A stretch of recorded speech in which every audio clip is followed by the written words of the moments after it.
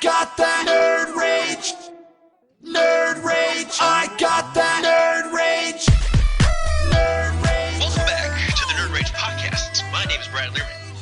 Oh, Hold up. Hey, some of us are cooking food here. Yeah. I am Ryan Anderson, and Brad has started the show without me. What's up, man? Hey, what's going on, man? Just another day in paradise here. But I'm excited to kind of go back to Wisconsin in just about a week from now. So, Nice. I will actually, I think I mentioned it 2 episodes ago, but I will be bringing Amanda and myself through St. Louis. So we might be saying hi to you as we come on our way back to California. Oh, nice. So Cool. What's new with you? Not much. Trying to stay busy. Still working on the little side project for the podcast, by the way.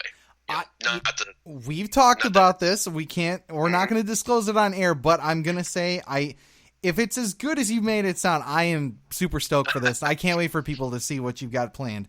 So, yes, I did hear some of the tweets and some of that stuff like, hey, are you guys good with the camera and all that stuff? No, we do not have the camera yet. Probably by the time I come back. So, yes, unfortunately, we're delayed about a month with getting the YouTube stuff going. But once I come back from my trip and once I am done with going back out there, because I'm going to attend the Money in the Bank pay-per-view down in Chicago with some of our friends and people in the industry who also are in Chicago, then I'll be back. Then we'll be in good place. But I got a lot going on in like the next month or so. But I wanted to bring up some quick things at the top of the hour. First of all, thank you guys. We did this whole post. It was for, give you a little backstory. The creator, or at least one of the creators and producers of the Green Lantern animated series, Giancarlo Volpe. If I butchered his name, feel free to call me out on it. I know someone's going to do it. But he posted up this video of, kind of being fake mad about Young Justice getting a 3rd season. And I was thinking to myself, you know what? What a perfect opportunity, piggybacking off of what we talked about last week with the new shows that are coming to the DC universe. Why not try and resurrect some of these other cool ones that had a cult following, and one of them being Green Lantern, the animated series? So I threw it up on the internet, a little picture, and then before I even posted, I think someone else might have had the same idea, because it was hashtag save GTLAS, GLTAS, yeah. And the thing took off, and I think you guys have liked it so much that it's up to like 200 likes at this point. So thank you guys for that. I really want to see Green Lantern come back, because for those who have seen the series, it ends on a kind of cliffhangering note that I think would leave a lot of fans excited for more. So if nothing else, even if we got 1 season, we could get some closure out of that, and I'd be super excited. Also on that note, the guy who voiced Green Lantern on that show, Josh Keaton, him and Giancarlo Volpe, they both liked the post, so I think that gained us a little extra traction. So nice. Thank you to those guys. I really appreciate it. Maybe one day we'll actually have them on the show. Some other cool things too. We got Gail Simone to follow us. Been a fan of hers for a long time. Great comic book work from her. And I am finally broken of my addiction to Injustice 2. Not that Injustice 2 is bad or anything like that, but I finally just beat it completely. Oh. That game had such a hold on me for the last year. And I'm not going to lie, sometimes our show suffered because of my addiction to that game. Dang! Yeah. Now I'm not spending any extra money on this and that, and I'm not wasting my time. Well, it's not a waste. It's a good game, but I put a lot of time and effort in that dumb game. So I also want to tell people to read Convergence. I got the entire series of that. That was, I want to say like 2014, 2015, this massive comic book run. And I've been telling you about it on the side, Brad, about how great this comic series is. But man, I've been talking about it. Other comic book artists have been liking posts that, I've been doing. And over on my personal page, I did this whole thing where I was like, who says you can't be nerdy and also tan at the same time?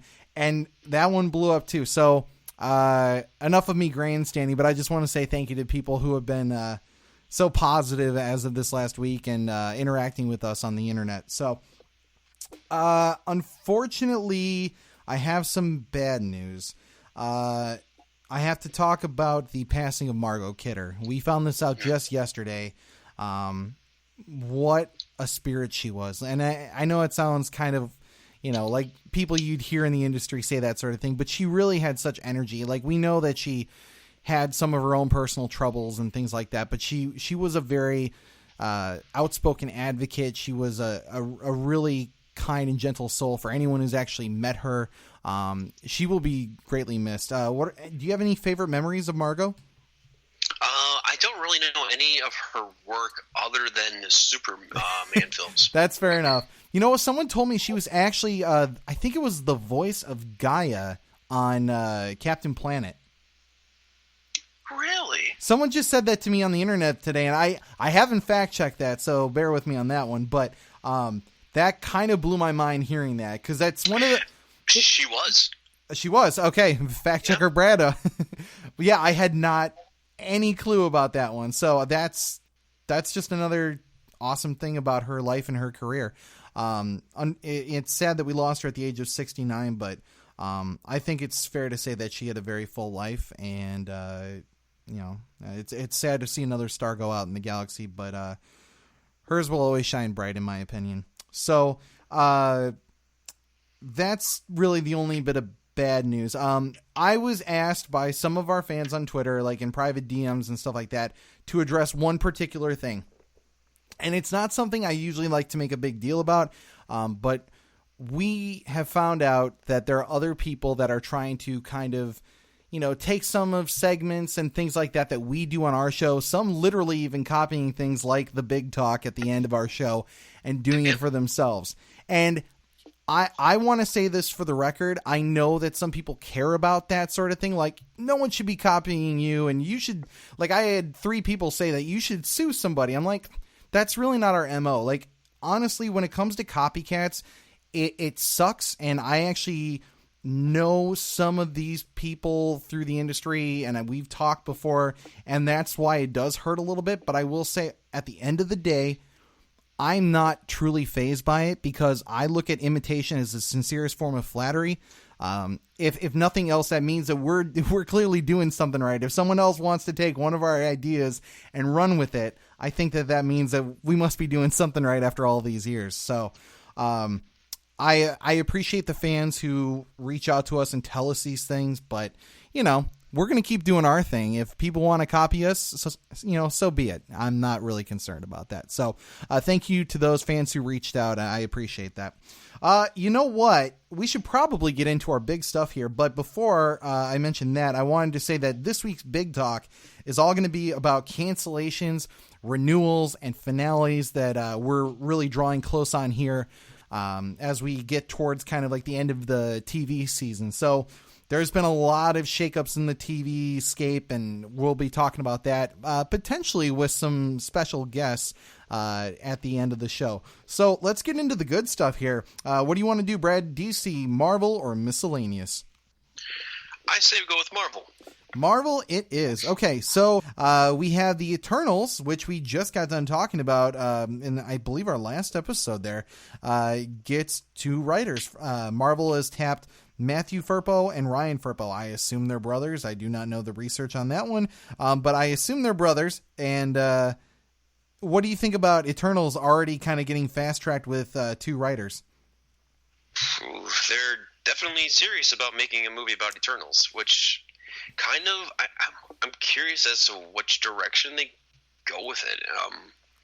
Because I'm wondering if they're going to just do an Eternals movie and there's not going to be any other like Marvel superheroes in it, or there's going to be like 1, 2, some sort of combination of normal Marvel superheroes, and then somehow they deal with Eternals. Like I'm trying to wrap my head how they're actually going to introduce them. Well, I think they've already kind of done that because they've established some of the Eternals that exist out in the universe. I think they said that Nowhere was originally the... that was a Celestial. Or Celestial. Okay, yeah, never mind. but they have introduced the Celestial characters, so I think the Eternals getting mixed in won't be too much of a shock for people. I also have this kind of like theory going on in the back of my head that DC and Marvel are kind of playing mind or like trying to one up each other, in the sense of they know that there's this Jack Kirby style property of outer space properties that they want to tackle, and one has one set and one has the other, and it's kind of like this race between the two of them to see who can get the one done first. Like, between the two of them, and I get the feeling I already know your answer, but I'm just curious, would you be more excited to see New Gods, or would you be more excited to see Eternals? I mean, the fact that I know more about the Eternals than I do than the New Gods, probably leaning towards the Eternals.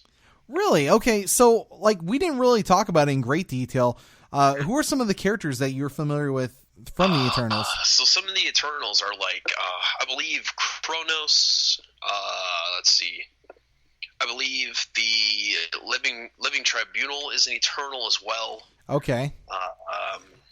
Didn't they mention the Living Tribunal in Doctor Strange?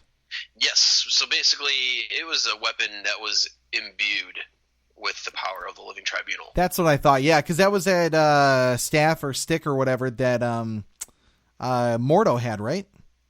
Mm-hmm. Yeah, that's what I thought. Okay. That's true. So yeah, I pick up on most of this stuff, even though like Marvel isn't like my 100% wheelhouse there. Oh no, I take that back. Kronos is not an Eternal. Oh, okay, yeah. I only know Kronos on the DC side of things, and he's a much different character. Oh yeah. Yeah. So, which Eternals? Are there any others that you know of? Honestly, not offhand. Okay, fair enough. So, yeah, because to me, like, and this just might be, you know, trying to pretend to be the outsider, but really being the DC fanboy here.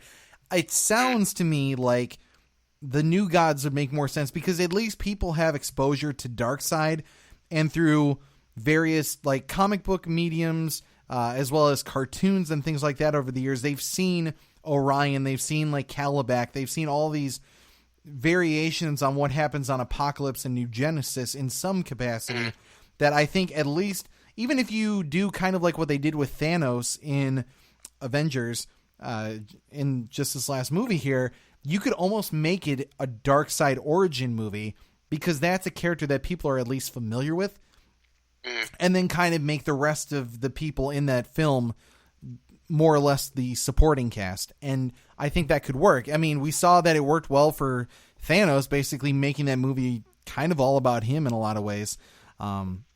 So I'm leaning New Gods, and again, it might be my DC fanboyism, but just to give this a little bit of perspective, Thanos is actually an Eternal. Oh, that's right. See, I was going to say that, but because I didn't want to speak out of turn. There's two different genes of the Eternals. Ah, okay. And Thanos was born with the deviant gene, and that's why he looks a little gruffer. He's got a different colored skin. Okay. Actually, I'm not gonna lie. I don't usually do this on the episode, but I'm like kind of looking through just kind of like this wiki thing of some of the stuff, and the first thing that comes up is this character called the Unimind, which looks like this big golden brain with like two eyes in the middle of it. And now I just honestly want to read this entire series of these guys. Yeah, because they're actually like they're an alien race that are cousins to humans, and they were created to protect humans. Okay. I'm buying into it. I mean, again, if it's Jack Kirby and it's outer space, it's gonna end up being good. I have no doubt about that. So looking forward to that. We'll see how that pans out. I mean, it's just writers at this point, but you know, if they come up with something good, you know, maybe they'll have that movie made before they make a Black Widow one. Anywho, let's move on. We have at the number 2 spot some cool stuff from the MCU. First of which being that Annette Bening, Annette Bening, has been cast in the Captain Marvel movie. Now, it has not been confirmed, but I'm going out on a limb here, and I'm saying this is Captain Marvel's mom. What do you think? Probably. Some people are saying, oh, it's going to be like she's going to play some super villain or like some alien race or something like that. I'm like, come on, let's be practical. We're talking about Annette Bening here. She doesn't do like full prosthetics and all this get up and all that. I mean, I'm not saying she'd be against it. I mean, she's clearly, making the smart move and going where the money is and doing something that, it seems like a lot of even well-established actors are doing. We've got people like Michael Douglas who will do an Ant-Man film. Seeing her join Captain Marvel isn't as surprising as you might have thought, some 10 years ago. I think she's Captain Marvel's mom. Do you think any differently on that? Either she's going to be the mother in the movie, okay, or possibly maybe it's like an older female that she, maybe she works at the military base with, that she's good friends with, who knows? Okay, fair enough. I mean, yeah, maybe some sort of like confidant, someone who imparts some knowledge to her. Maybe some former pilot who used to be out in the field and now is more of a mentor. I can see that. Yeah, could be. Yeah. We'll have to see how that plays out. And of course, we'll keep you guys posted as that develops. There's also a possibility that Ms. Marvel could be coming down the road, and that being Kamala Khan. I'm curious because we never really talked about it on air before, but what is your take on Ms. Marvel? She is a Muslim character that was created in, a long time ago. Yeah. Gosh. I think Carol Danvers was actually like the first Miss Marvel, and then they kind of like retconned that back in the 70s. She was Ms. and then and then that changed. Yeah. So I mean that's cool. I think she's a very important character. Actually, one of my friends, Carolyn, is a big supporter of her. She's very like pro, every sort of movement there is out there. She's very pro that. And I agree, like in the sense that, it's better that we have representation for all sorts of ethnicities and, obviously gender's a big role as well too. And I want to see more of that. I just don't get the hype behind the Kamala Khan character. She's basically just another elongated character. And with, a universe, quote unquote, that exists that has elongated man on the DC side. We have Mr. Fantastic in numerous incarnations over on the Marvel side that have been met with, mixed reactions at best, I would say. I would say the best thing about her, aside from the fact that, obviously her importance as a character of a different background, is the fact that, I think it's cool, and I just learned this, is that she's actually weakened by electricity, which I think that's a cool weakness to have, because a lot of the elongated, stretchy characters, they don't really have a weakness. They seem kind of impervious to everything. They're almost like Deadpool in a lot of ways, where they'll just crack a bunch of jokes and laugh off, oh, you shot me with bullets, and now they just bounce off. Like, I like the idea that she actually has a weakness. So there's some definite cool attributes about her, and and from what I've been told, like, her stories are very deep and exploratory into what it's like to be a Muslim American, and I think that's really cool, and I want to see more of that. I'm just wondering if the fan base is ravenous enough to have her, or would you rather her start in like a Ms. Marvel movie and then give her own movie? I mean, I wouldn't mind her showing up, but as like, I wouldn't mind it as a cameo, but at this point, giving her own movie, that's a bit of a stretch. Yeah. Not gonna lie. And it's not like she doesn't deserve it. It's just like, they tried, and to use a kind of random but still related thing here, they tried with the Plastic Man movie so long ago. They tried it with the Wachowski brothers, if you recall. I think that was actually before or a little after they made the Speed Racer movie. They're like, oh, we're gonna do Plastic Man, and everyone was like, oh, that's such a weird thing. Let's see what that turns out to be. And I think we're now in an age of heroes, so to speak, where you can see more obscure stuff and it can work. Guardians of the Galaxy was a huge hit. And different properties keep cropping up, whether it's Ant-Man or whoever, and you can see success come out of these. But I can see it working. You know, we saw the success of Wonder Woman, and I'm sure Captain Marvel will be good too. It's just she's such a new character and a much more specific character that I don't think it would do poorly. I'm curious to see what the response would be all in all. Yeah, I mean, plus this character's only 5 years old in right? Comic books. And not to mention all of the other, you know, characters that could get movies like She-Hulk. I would rather see a She-Hulk movie. Yeah. I would honestly. It sounds weird. I would love to see a Scarlet Witch movie. Oh, me too, in a heartbeat. Yeah. Oh yeah. So, I would say a cameo from Miss Marvel wouldn't be bad. The Kamala Khan version. Do it the other way. I like that. Okay. If they were going to give her a lot of screen time, I think it would be best relegated to a TV show, to be honest. I think actually that would really be cool to have her, you know, because she has more of like a street level vibe to her where the people she interacts with on a day-to-day basis, especially from everything I've seen in the comics. Then also too, you can make her like, you know, part of whatever TV show. You know, have her come in once in a while, you know, test the waters. You know, right. if her character's not really received well, you know, you're sort of dodging a bullet, I guess, in a term. But you know, if she's received well, if people want to see more of her, you know, then you know you can kind of, you know, sprinkle her in more and more. Right.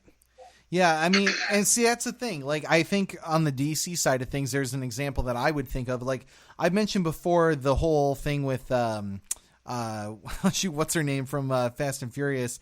It doesn't matter. My point being though is that Michelle Rodriguez, there it is.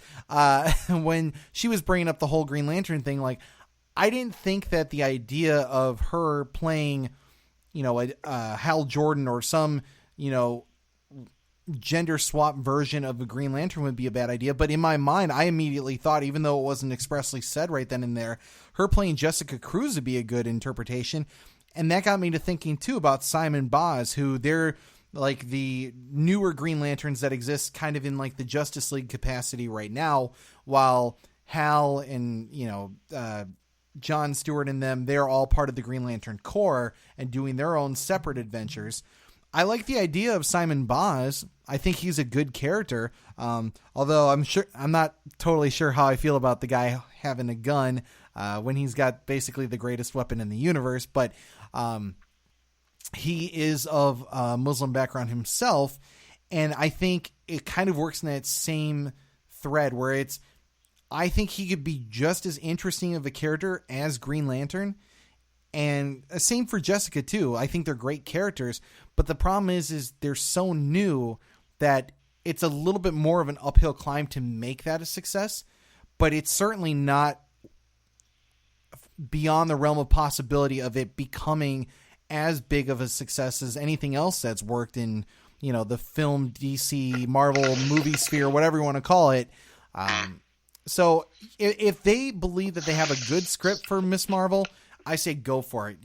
Make it work. Make it happen. Do what you're going to do and knock it out of the park. But, you know, this is such early stages. This is just Feige saying, you know, oh, we've got a plan for it. I'm sure Feige has plans for about 20 other movies, too, that he'd like to see. It's a matter of will we get there first. So, yeah. And then let's move on to number one. So it's a little loaded here at number one. We got some Fox Marvel stuff, most specifically being about a certain gentleman by the name of Deadpool. Before we get to that fun and fantastic character, we have some news about the Gambit film. Apparently now, on top of all the other news that we've said since pretty much the beginning of our show, is that Gambit is going to be filming by the end of the summer, according to Simon Kinberg. Do you think this is going to happen? Well, I think we've announced that the filming was going to start, 2 or 3 times already? At least, yeah. Oh, yeah, they've all assembled down in New Orleans. Everything's going. We've got this person hired and that person hired. We're ready to go. Here's the synopsis. And it's gone.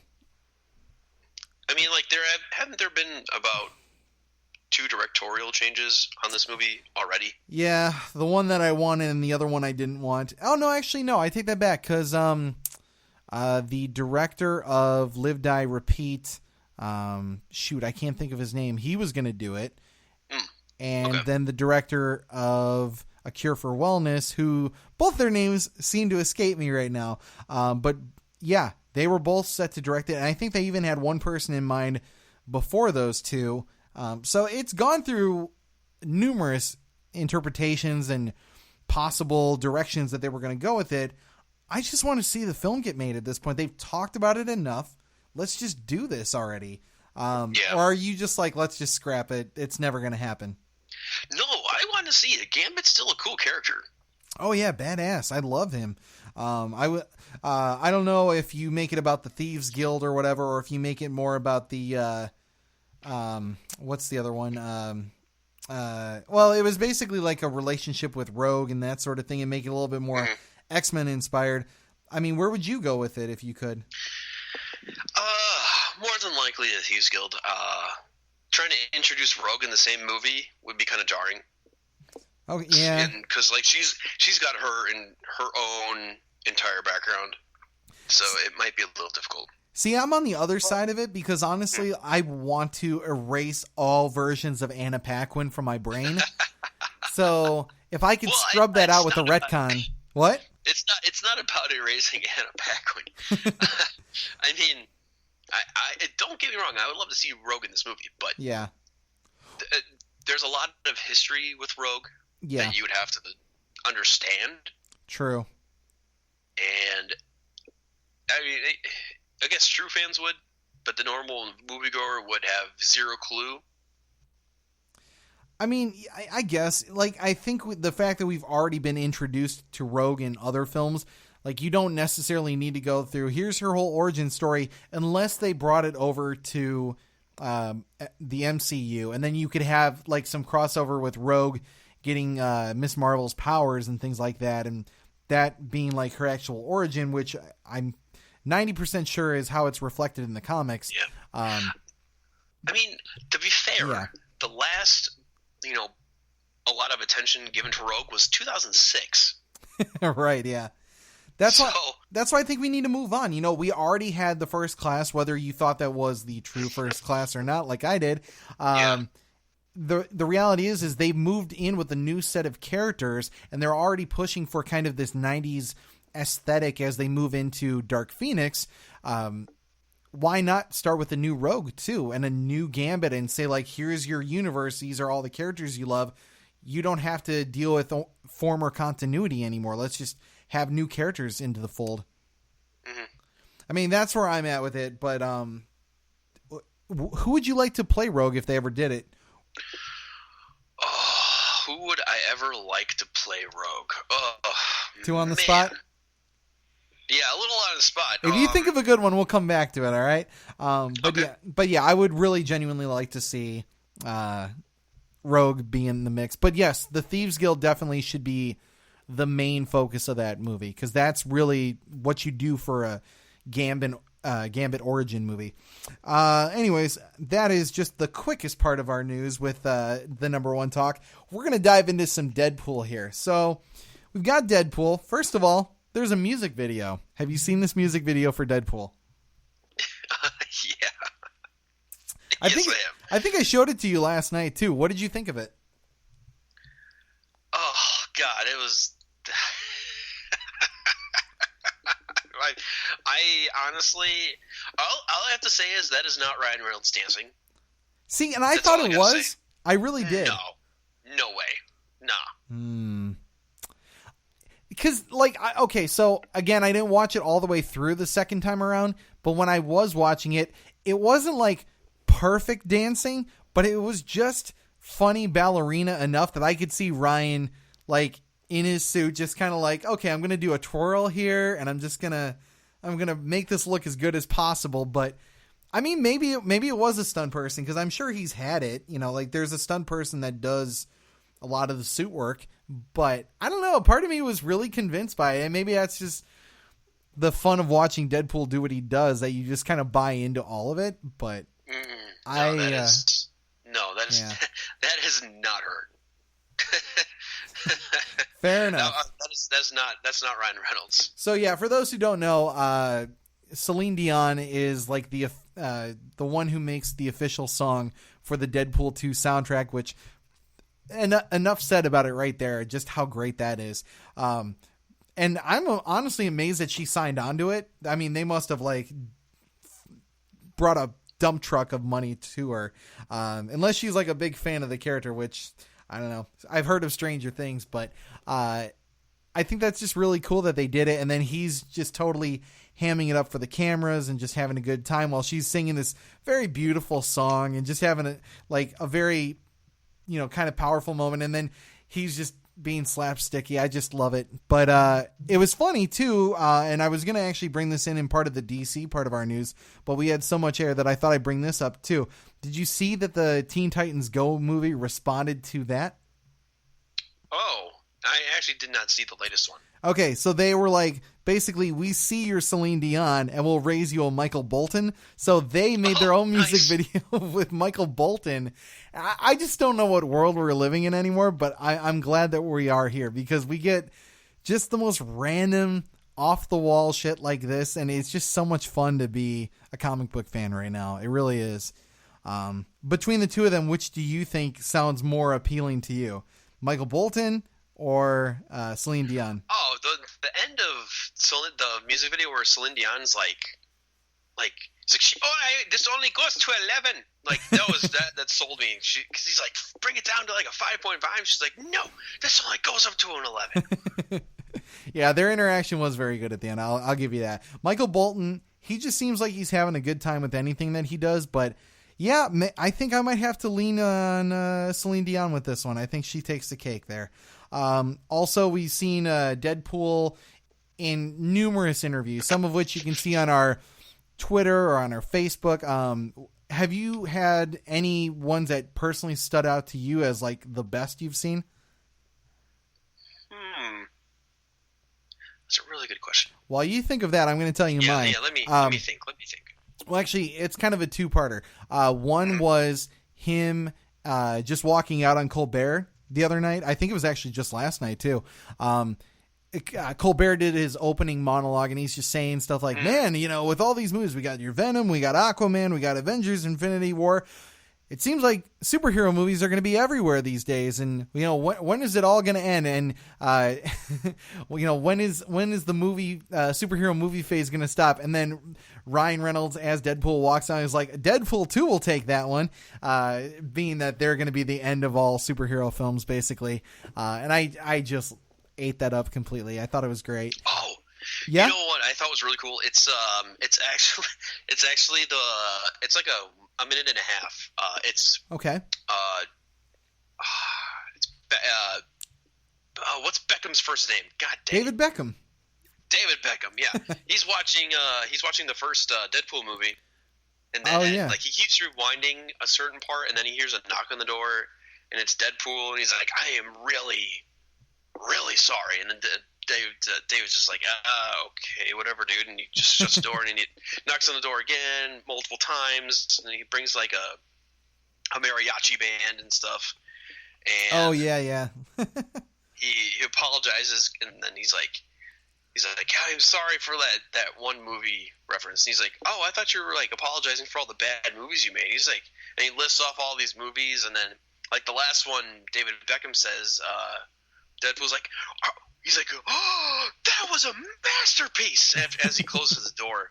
It's hilarious. I did see that one. I think I'm going to have to go back and watch it a second time just because I forgot some of the little parts of it, like you just mentioned, and now I want to watch it again. I will say my other one that I thought was really good was it was a little less him being Deadpool, but just a great Ryan Reynolds interview with him and... it was some video game guy that they had. I think it's on the Nerdist network. They were. Oh, you're talking about Jacksepticeye? Yeah, that's the guy. I'm not totally familiar with the guy's work, but he had this great banter with Ryan the entire time, and they're actually playing Deadpool in promotion of the film, and he was actually cracking some good jokes, and then Ryan had a good back and forth with him, and I really enjoyed their interaction. But yeah, it's been a lot of fun just watching all the random little things, they've been on every single press junket I could possibly think of. Even like Graham Norton's show, they were cracking jokes, Ryan and Josh Brolin, about, like, who's ever seen the Goonies? And some people actually hadn't seen the Goonies, and some of them on the stage there seemed a little shocked about that. Then they were asking the audience about, what did they think about this and what did they think about that? And then they moved kind of towards the end of it. And Josh Brolin says to him, oh, I think he said, I've seen you in the Proposal movie that you did like 3 times. No lie. I really loved it. And at the end, he's like, at least it wasn't like Green Lantern. And I was like, oh, you got me there again. And it hurt to hear that, but they're having a good time, and that was a really good segment. And I just really love all these interviews. I almost want to see more interviews than I want to see the movie at this point, just because they've been so entertaining and there's so much more of it, But I'd be lying if I didn't say I wanted to see Deadpool 2 so badly right now. I actually turned down a screening just 2 days ago that was going up in California there that I really wanted to go and see. But from what I've heard, Deadpool 2 is actually better than the original. Now, this isn't from everybody. Okay. Yeah. But does that surprise you, or were you expecting it to be better? I mean, we expect the second one to always be better. Well, we want it to be, yeah. Yeah. Yeah. We've had, usually with sequels, it's either just as good or it falls short under some metric of, quote unquote rating or expectations of whoever is making the call. Right. But no, I'm glad to hear that Deadpool is better than the original. And I can't say everyone's going to say that, but I've just heard that from a lot of people who have seen it early that, okay. You're going to enjoy it so much more. And like the end credits scene, which I feel like we should definitely talk about the end credits. So I'm not going to spoil what the end credits actually are, but there was 2 end credits that were at least posed, or I think one was actually shot and then they just, discarded it all together. But get this, they were going to have Deadpool kill Baby Hitler in one of the end credit scenes that they were going to try and do. Jesus. Kudos to them for really, really taking, the fourth wall and all the outside the box kind of thinking and just really going out there with it like they can. When you hear stuff like that, it just makes you wonder how crazy and insane Deadpool 2 is going to end up being. And then the other one I heard, and this never actually made it all the way through, obviously. They didn't shoot it or anything like that. But at one point that they had actually considered and were getting close to making it a reality, but they could have had Chris Evans return and play the Human Torch as he did in the first 2 Fantastic Four movies, which that would have been like the greatest cameo they could have possibly done. But they're teasing something actually bigger. Do you have a theory what that might be? If it's bigger than, having Chris Evans on there, yeah, I gotta say it's Hugh Jackman. Like, it's not Hugh Jackman as Wolverine, but like it's just Hugh Jackman, and Deadpool's just trolling the crap out of him. I would love it if he bumped into him in a bar and he had that mask that Deadpool had at the very end of the first movie, where it's Hugh Jackman's face, and then he moves it away from his face, and it's actually Hugh Jackman underneath that mask. I think that would be awesome.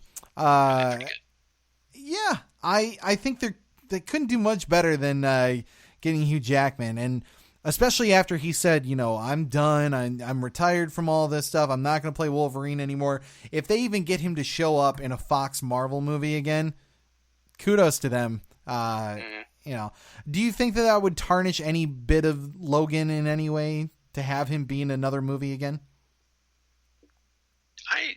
Yeah. You think it would tarnish it? No, I'm just kidding. Oh, okay. Me neither. All right. Well, that is pretty much all we have from Marvel this week. So, again, check out Deadpool. It's coming. I think it's actually this Friday. And then we got Star Wars next week, and we'll be talking about that in miscellaneous for sure. So let's move on to our next one here. I'm going to pick this one. I'm saying we got a lot to talk about with DC, so let's get right into it. There's a whole lot here. So bear with me as I ramble through a lot of this stuff here.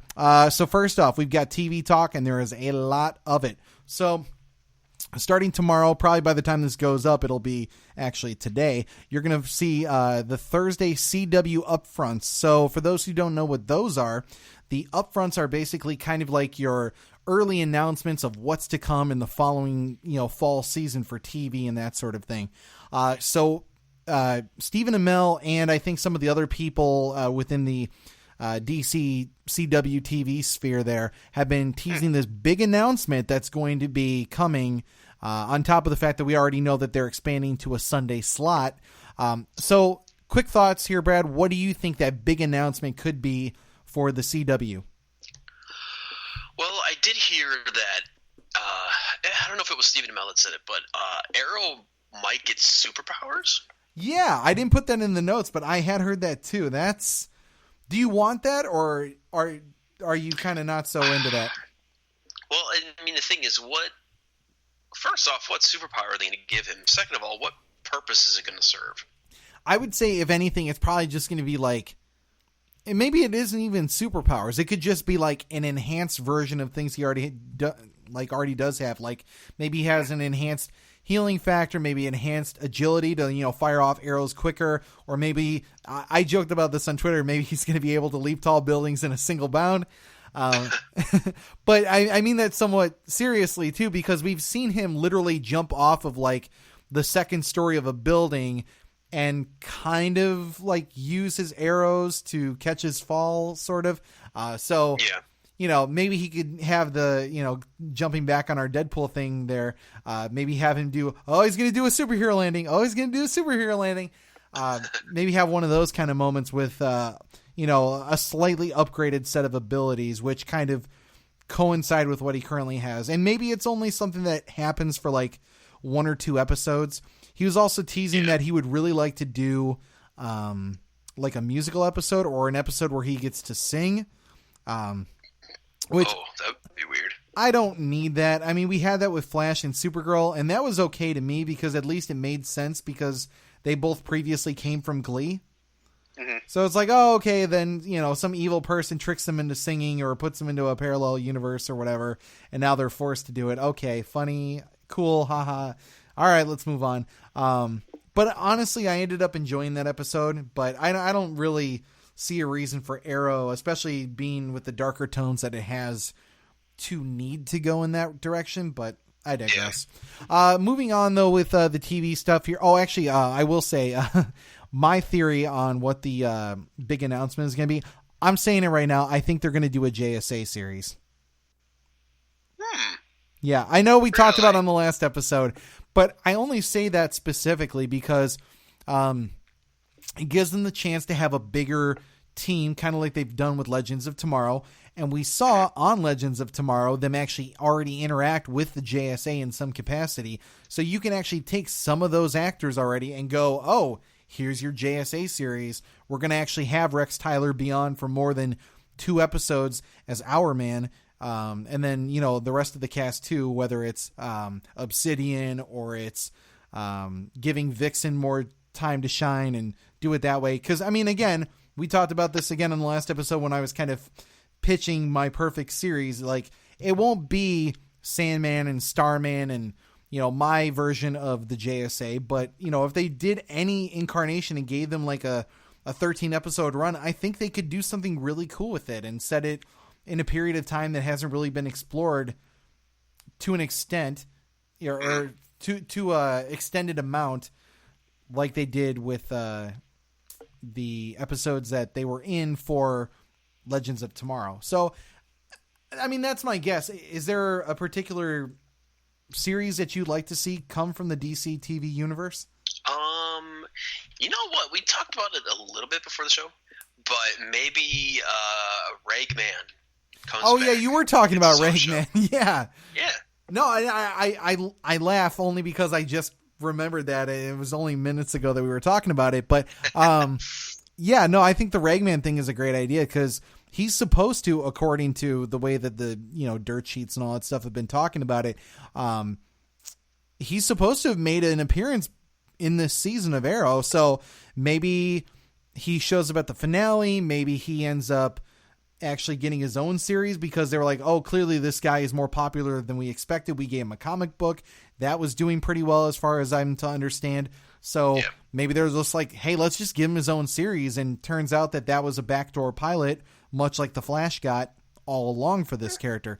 So we'll see. I mean, I think that's actually a really great idea. I can't believe that I already forgot that you and I talked about that minutes ago. But I digress. Let's keep on with the TV talk here. So Krypton is just about to finish their on-air season, but they've actually wrapped production already for the first season. Real quick, have you watched any of Krypton yet? No, but from what I hear, well, especially from you, that it's really good. I feel like you've heard enough from me about how good it is. Exactly. Yeah. No, if it's doing well, if it's doing with the so-called, I guess, justice for pre-Superman storytelling, then good. Yeah, I mean, it's doing it. Actually, I'll be honest, the most recent episode kind of upset me a little bit because I won't say it because I don't want to, ruin the spoiler of it all, but they reveal another character, much like General Zod, who we've mentioned before, who I'm growing on the idea of it, but they did a thing much like they did with General Zod, where they were just like, you know what? There is a complete history that says the character is this way, and we're going to make this character who we've never seen in live action before, but we have seen in like cartoons and this sort of thing, always as this thing as someone else.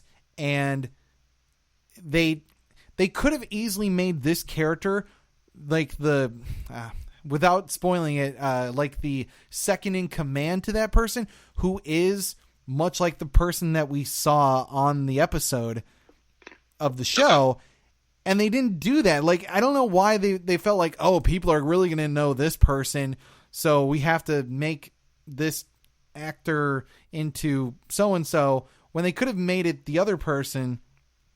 It's hard without spoiling it, but those two characters that I'm kind of vaguely referencing are so obscure enough, even to a lot of hardcore Superman fans, that I actually brought it up to our buddy Jay Sandlin in the comments. And I was like, hey, did you know that so-and-so was in there? How did you feel about that? Because I was a little put off by it because it didn't need to go that route. And he was like, oh, yeah, I forgot that person's even in the comics. And he's a big comic nerd too, and I don't think they needed to go the route that they did, but they did what they did. I don't think it was terrible by any means. And the show is still captivating from beginning to end. So, it's such a small gripe to make, but for someone who loves some of these characters as much as he does, it bothered me a little bit, so not a big deal. Moving on though, we've got some reveal from Young Justice. So we mentioned that Young Justice season 3 is on its way, and I'll be honest, I could not be more excited for that show. The only thing, though, that's kind of interesting, though, is that we got this recent reveal from Greg Weisman, who, friend of the show. We talked to him about the show coming back, I want to say almost a year and a half ago now.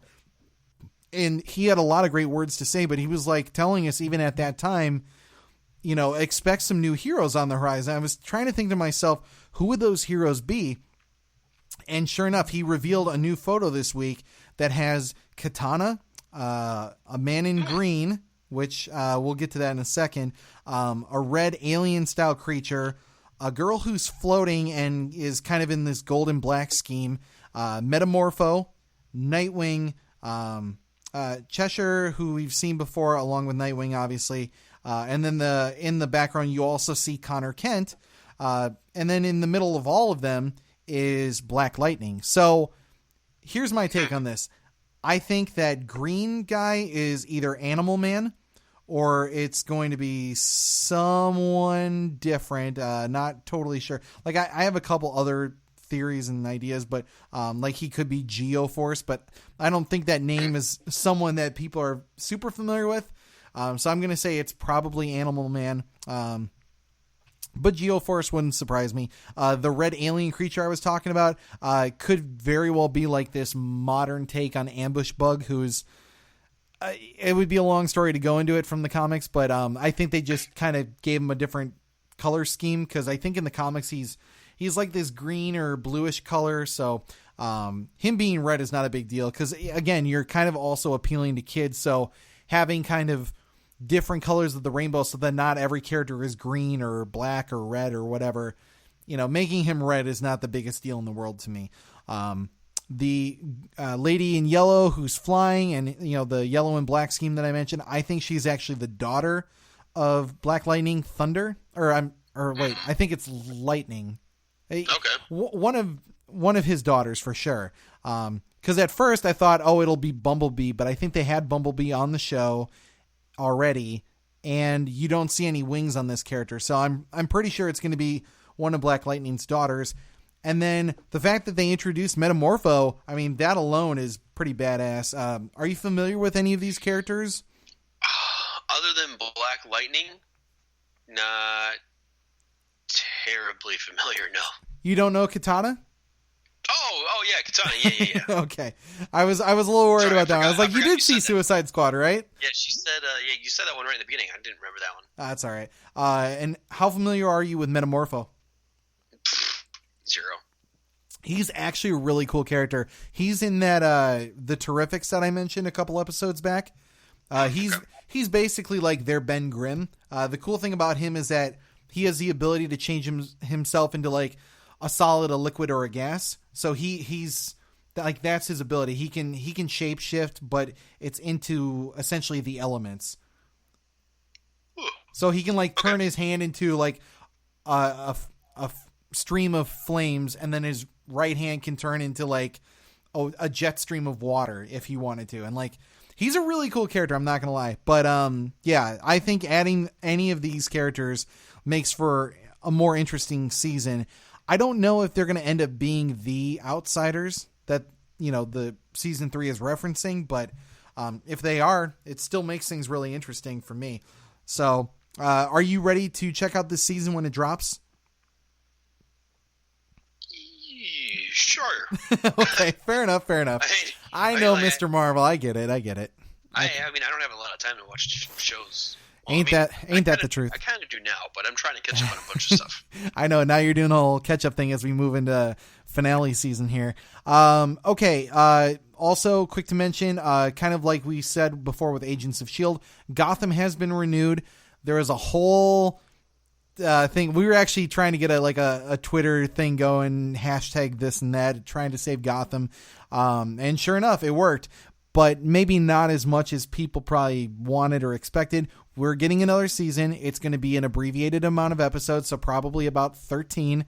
And it's going to culminate with Bruce basically becoming Batman, or at least donning the mantle of Batman. Does that sound like a good way for them to end it, or do you have other thoughts on Gotham as of this point?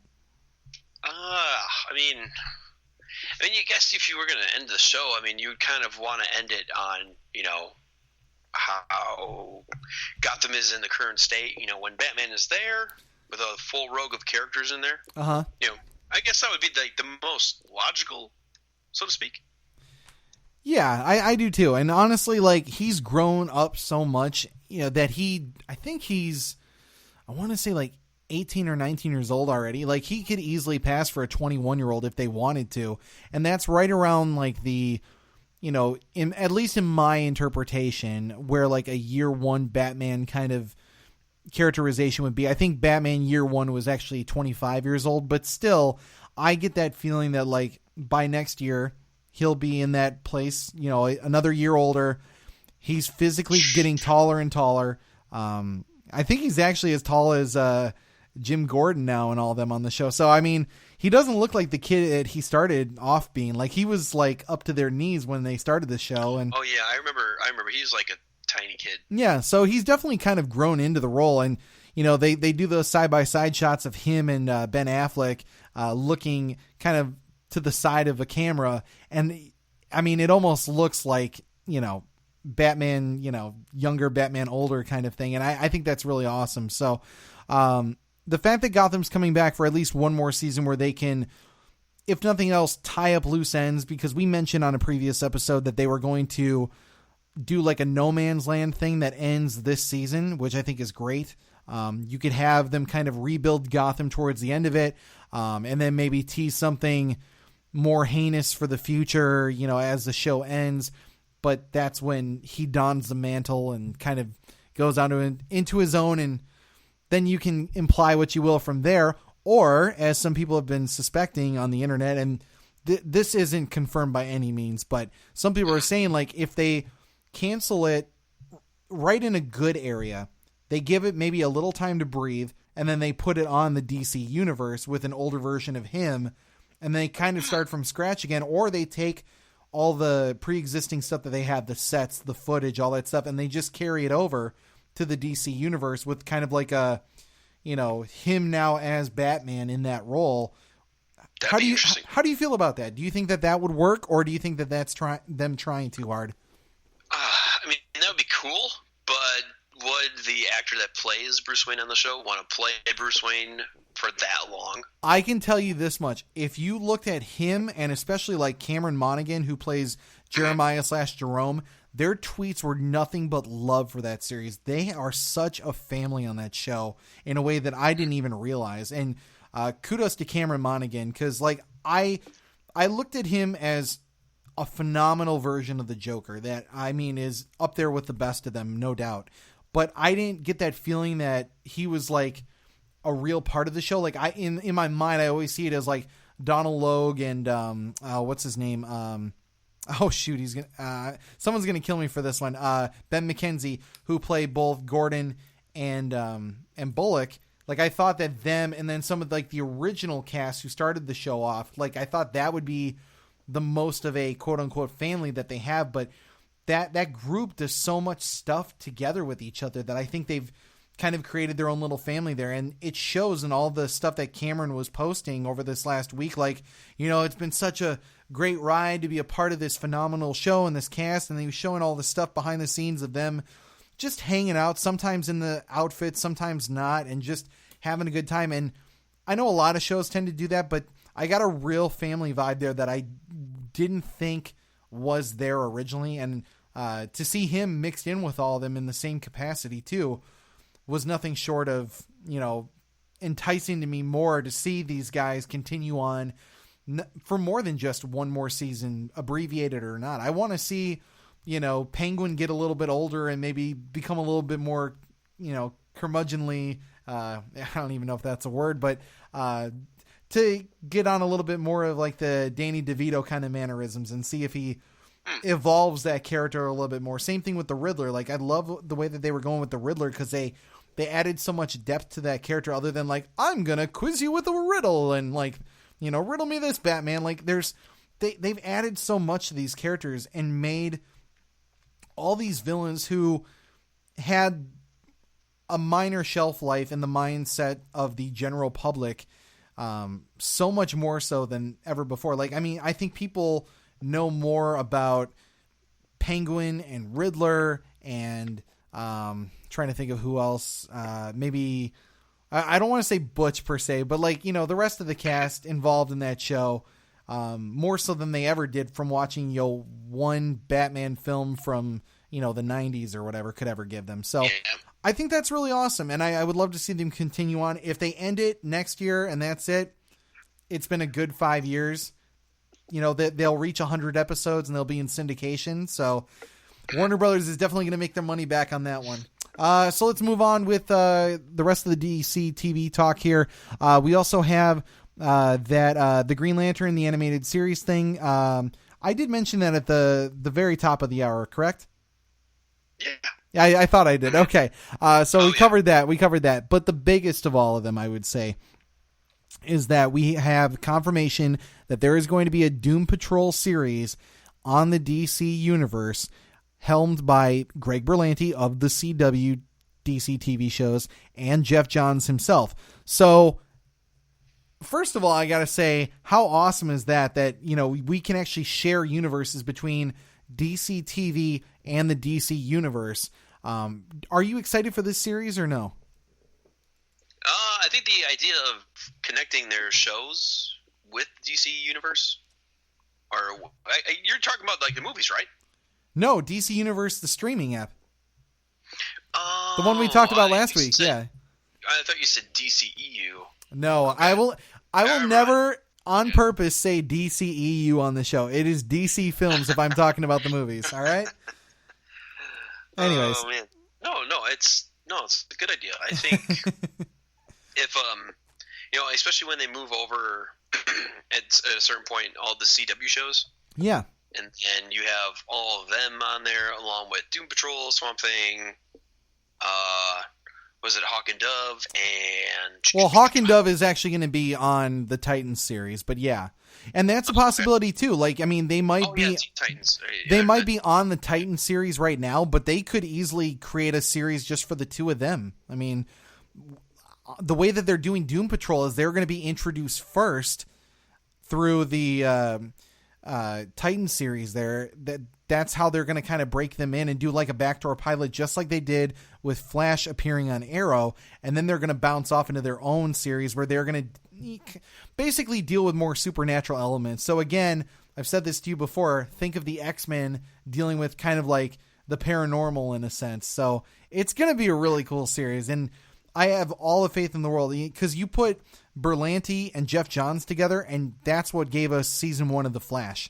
So to give it at least that simplistic of a interpretation of or expectation of what we're going to get, I think that's enough of a reason to get excited for a Doom Patrol series, even if you don't even know who they are. But do you want to see this, or would you just rather them be on Titans? I mean, if they have the ability to stand alone and carry their own show, I don't have an issue with it. Okay, cool. Yeah, and I feel like enough said with me. I'm definitely all aboard for that one.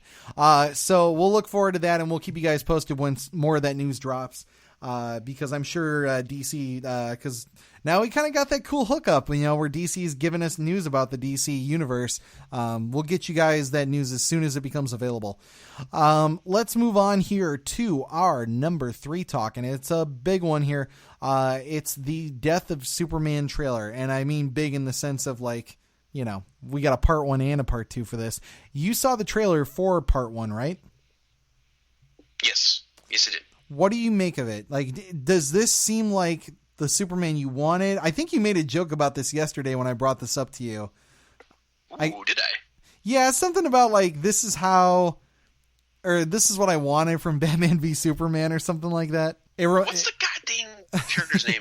Doomsday? Falls down from the sky. Yes, Doomsday, that's it. There you go. The design of Doomsday in the trailer compared to what his counterpart looked like in BVS looks somewhat similar, although it looks more comic book accurate. Yeah, it's definitely more comic booky, that's for sure. They do, however, include, I think, like the entire Justice League cast. So it's like the entire Justice League fighting him. Right, and I think that's cool. Like, I mean, in the comics, it also kind of brings on the whole Reign of the Superman storyline, which is going to come in with part 2. It's just kind of interesting to see because these are the New 52-esque style versions of the Justice League dealing with a story that existed from the 90s. But I like that they're at least trying to keep it, a more accurate interpretation of what we got in the comics, in the sense like we see Doomsday in that I think they call it the containment suit or whatever, which was supposed to kind of, if I'm not mistaken, suppress some of his strength. And then obviously it gets torn off as they start battling him, and then he really starts to unleash. And then, of course, Lois says to Superman, it's time for you to let loose, which they always say that every time, like, because that's what he does. Like, oh, yeah, I've been holding it back for forever, and now here's my time to cut loose. My only thing, though, is, and I realize this is a cartoon, but I wonder if anyone is going to still nitpick about the level of destruction that happens when he tears up an entire city. Just because it happened, with Batman v Superman and Man of Steel and all that stuff. But, Yeah. It's what happens when you take on someone like Doomsday, But I'm honestly ready for it. Do you want to see the part 2, or do you want to see part 1 more? or are you kind of equal with both of them? Kind of equal. I mean, can you actually just see one without the other? To be honest. That's actually a good question because I don't know if we have an answer for that. Truthfully, I mean, because to me the problem is like I read the comic book storyline and I was more actually interested in the events that happen afterwards. Like the actual death of Superman was always cool to me because like the eulogy and like the feeling of like I don't even know how to put into words, but just like that moment in time where everyone just takes into acknowledgement the great effort that Superman did to put everything on the line to save his city was always like a big deal to me and why that was a great moment in time. But in terms of like the fact that we had Superman Doomsday, which dropped, I want to say back in like early 2000s, maybe like 2003, that already kind of told the Superman versus Doomsday story. And the only thing I was chomping at the bit to see more was a live action version of that. And now that we got that, the fallout of that, you know, kind of that Reign of the Superman storyline I mentioned before being part 2, that seems more interesting to me. Like, you know, and maybe this comes back from like, you know, my religious side of things, but I'm more interested in the resurrection than I am with death. So, to see that storyline play out the way that it does, I think that stands out to me in a more positive way. So, I'm still totally on board for this. I want to see it happen. I think it's going to be awesome and way more accurate than we've ever seen before, other than the comics themselves. But, I can't wait to see when they reveal, part 2, because I think that's going to be the one that I'm really gung-ho for. Yeah, so that's where I am with that. I think that one will be, one that we're both probably going to check out eventually when it drops here. So number 2 gets a little loaded here. I'm not going to lie. We've got some announcements and potential rumors of things coming down the pipeline with DC. So first of which is that he says, I'm sorry, with DC, there's a rumor saying that Ben Affleck is going to stay. Now, I wouldn't say that this is such a big deal if it wasn't for the fact that Jim Lee himself went on Twitter just recently saying that the rumors of reboots are ridiculous, quote unquote. And then he also said, stop with the misinformation. So could he be talking about something completely different? Who knows? What I will say is this, though. If he is talking about any of the DC film properties being rebooted, which, I mean, to be honest, it's either Batman or Superman that would even fall into that category. I think it's safe to say that there could be some truth to this rumor about Ben Affleck. And frankly, if I had to guess, I would say that he took his time off. He got himself in a good place because all the negativity from Batman v Superman and like the way people just wanted to tear him a new one for stupid things like him having kind of like a sad face during one interview when he's not even being asked a question, you know, like, don't get me wrong. It's funny, you know, the hello darkness, my old friend, like that. Yeah. I'm not going to lie. It is funny, but there's a part of me that still has to be sympathetic to these things. Like he's dealing with a lot of stupid stuff. Now, granted, you know, the behind the scenes stuff of him, and I think it was a maid or whoever that he cheated on Jennifer Garner with. Like that was a stupid thing. And I'm sure if we were to ask Ben himself right now, he would apologize for a lot of stupid things that he's done in his career. Maybe one of them being Gigli, but you know, like people make mistakes all the time. And I'm not saying that we should all of a sudden start like bowing at his feet because he fesses up to mistakes he's made. But I don't think, you know, the fact that he's had troubles in his life that we should be, you know, cascading him with booze like, oh, you're such a terrible human being. You know, we're all guilty of our own faults.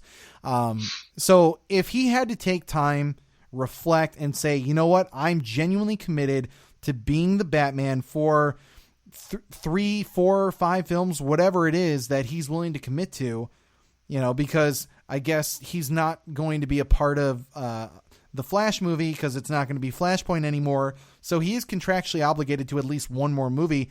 And if he said, you know what, I'll double down. I'll go in for an extra 2, put me in for the Reeves The Batman trilogy or whatever. And that's going to be my authentic take of the Batman so that everyone, kind of can agree that, hey, I'm like the definitive Batman. I'm all on board for that, but he has to genuinely want it and genuinely commit to it before I go, I'm all in for this. Yeah. Would you want to see Ben Affleck stay? Yeah. Okay. Because there are some people who are like, nope, we want to start with like a 20-year-old and start from scratch, and like it's got to be a young Batman story and all that stuff. And I like the idea of the older Batman. He's not like super old. He's not Michael Keaton now. He's in a good age where he can still play young and old. But if he's committed to it, I'm all in. So along with that too goes to another bit of kind of rumor, announcement kind of talk here. And that's that Peter Jackson might be doing either a DC film or the Amazon version of Lord of the Rings, Hobbit, whatever you want to call that, the J.R.R. Tolkien universe, if you will. What would you like to see from Peter Jackson? And you don't have to say DC just because we're in DC talk. No, I think he should stick with the Lord of the Rings. It's probably one of the best things he's ever made. Okay. And, I've heard a lot of people say one way or another. So, I don't think there's really a wrong answer here, because there's something to be said. Because, I like every single Lord of the Rings, Hobbit movie, all of those. I don't see the big problem with it. Now, my best friend Troy, who literally tried calling minutes ago while we were about to record as if he knew I was going to talk about this very thing, would probably have more to say about the details of The Hobbit and them stretching it out and all that. And I know a lot of people thought that was, just stretching out the material for the sake of making an extra buck. I don't know yay or nay on that. And I could do the same thing with Shannara, like how they messed with their material and how I felt about that. But I will say that I liked what we got. Whether it was 3 movies, you condense it to 1 movie, or whatever you want to do with it, I like the Hobbit films. Now, if I'm Peter Jackson, I could see it one of 2 ways. One is people did not seem to enjoy the Hobbit movies as much. Maybe this is my second chance. Or it could be him going, well, I'm really the only one who knows this material as well as I do. I'm very familiar with this. This is, what a lot of people consider my MO. Maybe I should just go back and make it a success here. I'm sure Amazon will give him a buttload of money to make it a reality. So I don't know. I'm still on the DC side of things, but what would you like to see the most from him doing the Lord of the Rings? There's a lot of other books that Tolkien wrote. I think some of them are kind of unfinished as well. Yeah, there is like the Silmarillion, for example, and they could go into exactly. That. Yeah. I think even if he goes the DC route, Peter Jackson does know how to follow, publicated books and lore and stuff like that pretty well and translate it on screen. And that's why, I want him to do DC. And I will honestly say this. I don't think he has anything to prove to Lord of the Rings fans anymore. He did a great job, and you can even say he gave a B+ effort with the Hobbit movies, if nothing else. All in all, I would say that averages to an A in my book. Between the, if you look at the entire series, I think he gets an A for, if nothing else, A for effort with what he did there. In terms of DC, though, he hasn't really done anything. Like, he hasn't consulted. He hasn't made a movie for them or anything. I think that's, territory that would further his portfolio in a sense of like, hey, I can do this, but I can also do all these other cool things. We've seen what he can do with like King Kong, and I'm trying to think of some of the other ones. I think he did like that Lovely Bones movie and some other cool movies along the way. But I think this would be another cool foray into bigger production movies that he's actually a part of. Because one of the rumors is that if he did the Lord of the Rings series on Amazon, he would just be an executive producer of it instead of directing it. So there's that. That's why I'm just leaning into the DC thing, because I really want to see him genuinely direct a movie. Because there's that it's that movie that we saw a trailer of. I think it was like it's that whole thing with like Mad Max style houses or whatever that are going. I can't even remember it. I want to say it was called like the I'm thinking of the Mortal Instruments, but it's a movie that's coming out, and I thought he was actually directing it, where it was like, again, Mad Max style with like these like giant cities that are all on these trucks or whatever, and it seemed cool, but I found out he wasn't even directing it. He's just producing. So I want to see him do DC, and if I had to pick one, I think he would be perfect, and I literally mean perfect, for Green Lantern. And I know, okay. That's typical. Yeah, typical Ryan answer, but I'm honestly serious about this, and not in the way I would technically do Green Lantern, because we talked about it in the last episode. I would have it be more on Earth and him dealing with Coast City and all that stuff. But in terms of like the outer space, like if you want to make another Star Wars essentially, but do it in the DC realm, like that was the original pitch that they said. It was like, oh, we're going to do a Green Lantern trilogy with the Ryan Reynolds version back in 2011. And they were trying to pitch it as superhero Star Wars. That was one of the things that they said for press junkets and interviews and all that stuff for the longest time there. And then the movie came out. It didn't get a sequel, all that stuff. And we know how that went. But if you put Peter Jackson behind it, first of all, it's going to be in the hands of a really good and capable director, where like, even if he deviated from the source material, he would do such a good job with it. And I'm almost like 90% positive he would knock it out of the park. But on top of that, he does such a good job with like creature design and all that stuff. And if you're going to have the Green Lantern Corps, which is filled with a vast array of alien creatures from all across the galaxy, why not put it in the hands of someone who's actually done a whole, cast of orcs and goblins and big ass trees and shit like that? Like that's the kind of guy you want to put this kind of franchise in the hands of. And I know that obviously my Green Lantern fandom kind of, supersedes some of all of this, but I would say that, he is that guy that I would pick for this kind of movie. If you could pick one movie for Peter Jackson to do for DC, what would you pick? Cyborg. Oh, okay. And why do you say that? I guess maybe a tough character to do in a solo movie. Maybe Peter Jackson can figure a way out to do that. Okay, fair enough. I can see that. Yeah, I mean, and you can maybe even set in Detroit and make it a really cool story there. And like, I think he could tell a really cool tale with Cyborg too. So I wouldn't be against that either. Okay, as we move on here, there's one more piece in our number 2 talk, and that's Shazam. Shazam has finished filming now. It is completely wrapped.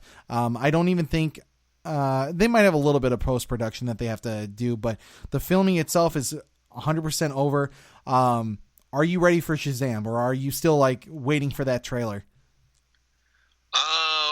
Well, waiting for the trailer and, hoping that this is going to be like the best DC film so far since Wonder Woman.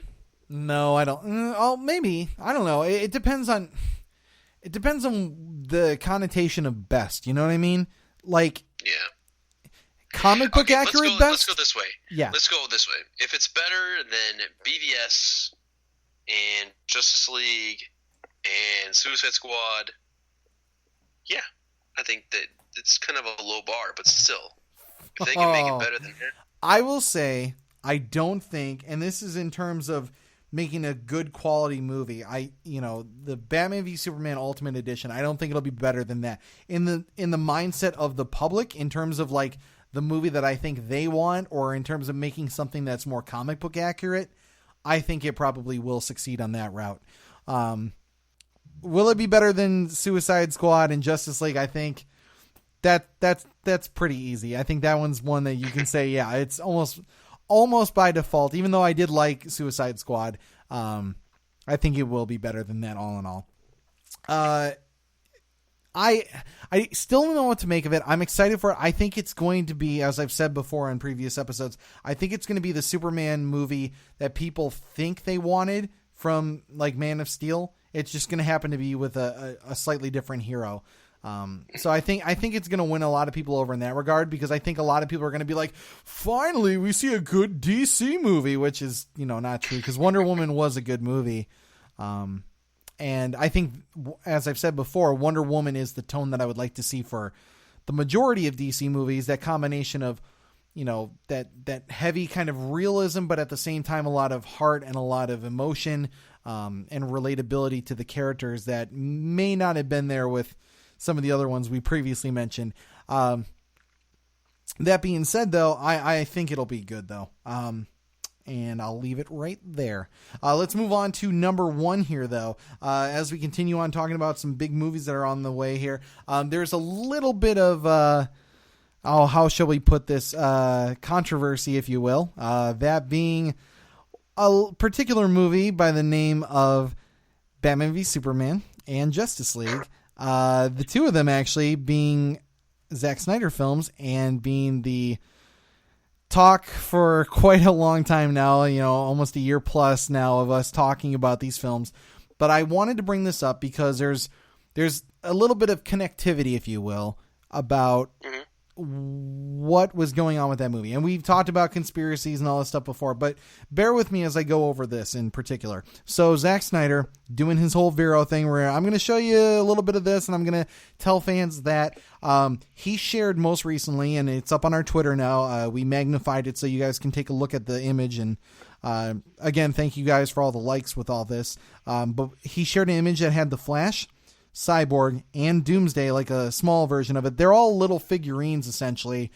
They're miniatures of what we would have seen from the suits in those movies. Now, what makes those three in particular interesting, because they did have the rest of the cast minus Superman. It was like, there's a Wonder Woman one, there's a couple Batman, actually, different looks that he's had through the movies. But the Flash, the Cyborg, and the Doomsday one stood out the most. Now, what's interesting is we come to find out through some conversations that he had that Batman made the Flash suit that we see in this image. Now, this particular Flash suit that they have it basically kind of looks like the Red Hood that you might have seen in maybe Injustice 2 or in maybe some of the comic book iterations, where it's got like this red visor that goes kind of all over the front of the face, like a face mask, essentially. And it looks more future tech, and it looks really cool. But the armor itself, which is very similar to what we got in the movie, it has a bit of a darker tone to it. It has some it has that kind of like bandolier thing to it, where it looks like, it's future apocalypse tech kind of thing to it, where it's battle damaged and all that. So looking at it, my first thought was, oh, this has got to be that suit that he wore in Batman v Superman, where he's like, Lois Lane is the key. Am I too late? That whole scene that we saw there. And I think that leads to further speculation of where Zack was going with this. And I think it further confirms that he wanted to do this whole, Justice League 1 is going to be essentially kind of Superman is the bad guy. But, Warner Brothers didn't want to do that, so they changed it up. They go, oh, you got to do Steppenwolf or tease the oncoming Darkseid thing. And they change it all up, and they do what they did, and we all kind of know how that went. But the idea was that, we were going to have a different version of the Flash, and all the characters in his movies go through an emotional arc and like this kind of, growing trajectory, essentially, of the character to build from this low place into a higher place by the end of this arc that he creates for them. And I think this would have been cool to show kind of like this, battle damage Flash. And then by the end of it, kind of, again, like I've said about how they were going to do Superman, is like, death and resurrection. You get them to this, positive, almost comic booky place, but they have to go through some struggle and some turmoil along the way to get there. So I like what we saw with this suit. Cyborg's was interesting as well, because we saw that face mask version that was in I think it was the first trailer that they ever showed for Justice League. And it's the same look that they had there, just in this little miniature form. And Zack actually said the reason that he did it was because he was going to have to smash through some things, as we saw in that shot where he's literally flying out of a building. So he would have had to crash through things, and it was to protect his face. That's the reason it was there. Same thing with the Flash too. The reason that he had that was so that it was beefed up tech from Batman. Batman actually designs the Flash suit, and then it ends up being the tech that he's able to use to go back into the past and kind of deliver that message off to Batman, which I thought that would have been cool, and I would have loved to have seen how they made that all play out. But, you know, we don't have that universe anymore, so we have moved on from that. The only other bit that I thought was kind of interesting, too, is that Zach also confirmed that Injustice, the game that I've already been talking about like 2 or 3 times on this episode, was the inspiration for that set of movies. So does that surprise you at all? Any of this stuff? No, not really. I guess maybe like the kind of giveaway is that Superman in Batman vs Superman in the Nightmare flashback or forward back, I guess whatever you call it, is like vicious. Exactly, and that's my whole point, because he's a disciple of Darkseid in that movie, and that was what was and no, that's not necessarily like foreshadowing like exactly what's going to happen, but like, you know, just teasing like what they need to prevent. That would have been fine with me. Yeah. And it is what it is, you know, and like, I know there are a lot of people, there's like the hashtag release the Snyder Cut, and don't get me wrong, I'm still in that camp, and we'll talk about that in a second.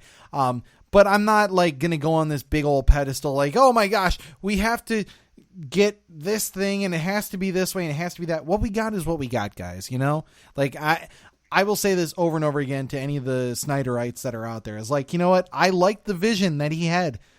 WB made a call. It's not one I personally agree with. You know, I do love what WB does on 90% of the things that they do, but they made a call. They did something that was in the interest of both fan response or maybe more public response than fans, but they made a reaction based on that and critical reception. You know, if your movies are getting, even though I disagree with the Rotten Tomatoes format, something that's less than favorable, you have to analyze why they're getting that and how that's impacting the fan perception. I mean, I can't tell you how many times Batman v Superman has been mocked in Deadpool. There's even a new trailer where or a clip thing or whatever it was, you know, on top of the fact that they were like, oh, you're dark, you must be from the DC universe or whatever. And then he also says something about they make a Martha joke mocking Batman v Superman again.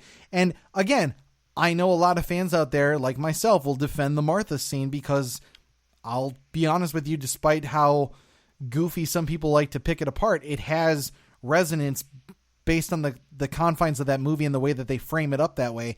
And it makes sense, but it is goofy to people who don't get why he's just shouting out Martha, because there's more layers to it than the general audience goer is looking at. So anyways,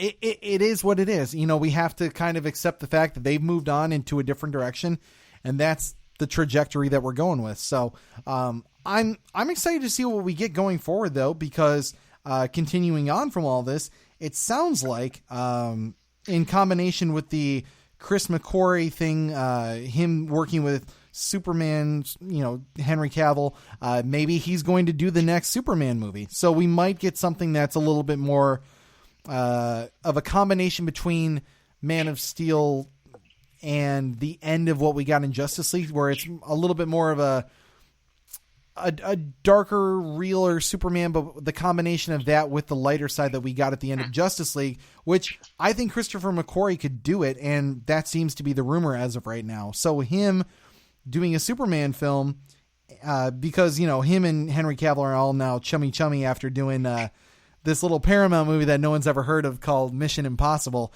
Do you think that Chris McQuarrie would be the perfect person to kind of reignite Superman for a mass audience? I wouldn't say it's done a bad idea. I like what he's done. I can't say he's like my first pick, but when I hear it and the more I think about it, I think he has a lot of Snyder-like sensibilities, or even more like Christopher Nolan-like sensibilities in terms of visually framing up a scene. Snyder might be a little bit more on the artsy side of it all, but like I still see the way that McQuarrie frames up his shots and the way that he does everything, and I see a lot of Nolan in him, and I think he could actually really pull it off if he did Superman, because then you could get your, you know, Nolanized Superman, which I heard a lot of people say are like, when when they were going to make this universe for DC, they're like, oh, Zack Snyder, under the direction of Christopher Nolan, is going to make a Superman movie. So it's going to be grounded. It's going to be realistic. It's all this. And a lot of people were excited because they wanted to see what that version would be like. And if nothing else, I don't think it's going to be, Superman without any powers by any means. He's not going to be Batman in this movie. But for the sequel, I think there's going to be a level of relatability, emotion, and still some hard-hitting action like we're seeing in the new Mission Impossible trailer, where, honestly, Henry Cavill is the scene stealer for that. I know it's supposed to be all about Tom Cruise, but Henry is, every punch that he's landing, it's like boom, boom, boom. That stash, man. Oh, and that stash. You know what? We should just get on that stash, honestly. And not in like a critical way. Because I could be if I really wanted to, and we could spend all day with that. But Henry Cavill, he was doing some of his press junket stuff and talking about Mission Impossible. And of course, the mustache thing comes up. And I have to say, super kudos to the guy, because no matter how many times, you think of like the sad Affleck meme and all that stuff and like how down he was and all that stuff. Henry Cavill might be a real life Superman. And I'm not trying to like blow smoke or anything like that, but I mean that because the way he is around kids, the stuff he does in public, he actually acts like a Superman no matter what he does. He's a true, just good-hearted guy in everything I see him in. And I have to tip my cap to him because in the interviews lately, he's been saying, that it wasn't what he was expecting because they shot most of that movie. I'm paraphrasing here, but basically that, the movie was so extensive the way that it was, he wasn't, it was as far along as it was, he wasn't expecting so many extensive reshoots for that film, being Justice League. But he does it all with a smile on his face, and he's just like, it's just another day of work. I'm just going to be here, just be a good example, and I can't wait for my next movie to come out whenever DC is going to, pull the trigger and finally make Man of Steel 2. But he's doing all these press junkets, and he's just the total trooper, and he's on DC's ship, like that guy waiting on the bench for baseball saying, like, I'm ready when you're ready to call me up, just let's do this already.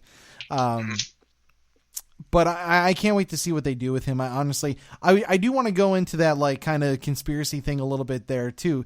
I honestly can't deny the idea of a Snyder cut, especially when you hear him say things like that he wasn't expecting the reshoots to be quote unquote so extensive, and the feeling that that movie was basically already done. And everyone seems, bit by bit, you keep hearing from people who were on that set and who were surrounding that production that movie was basically done.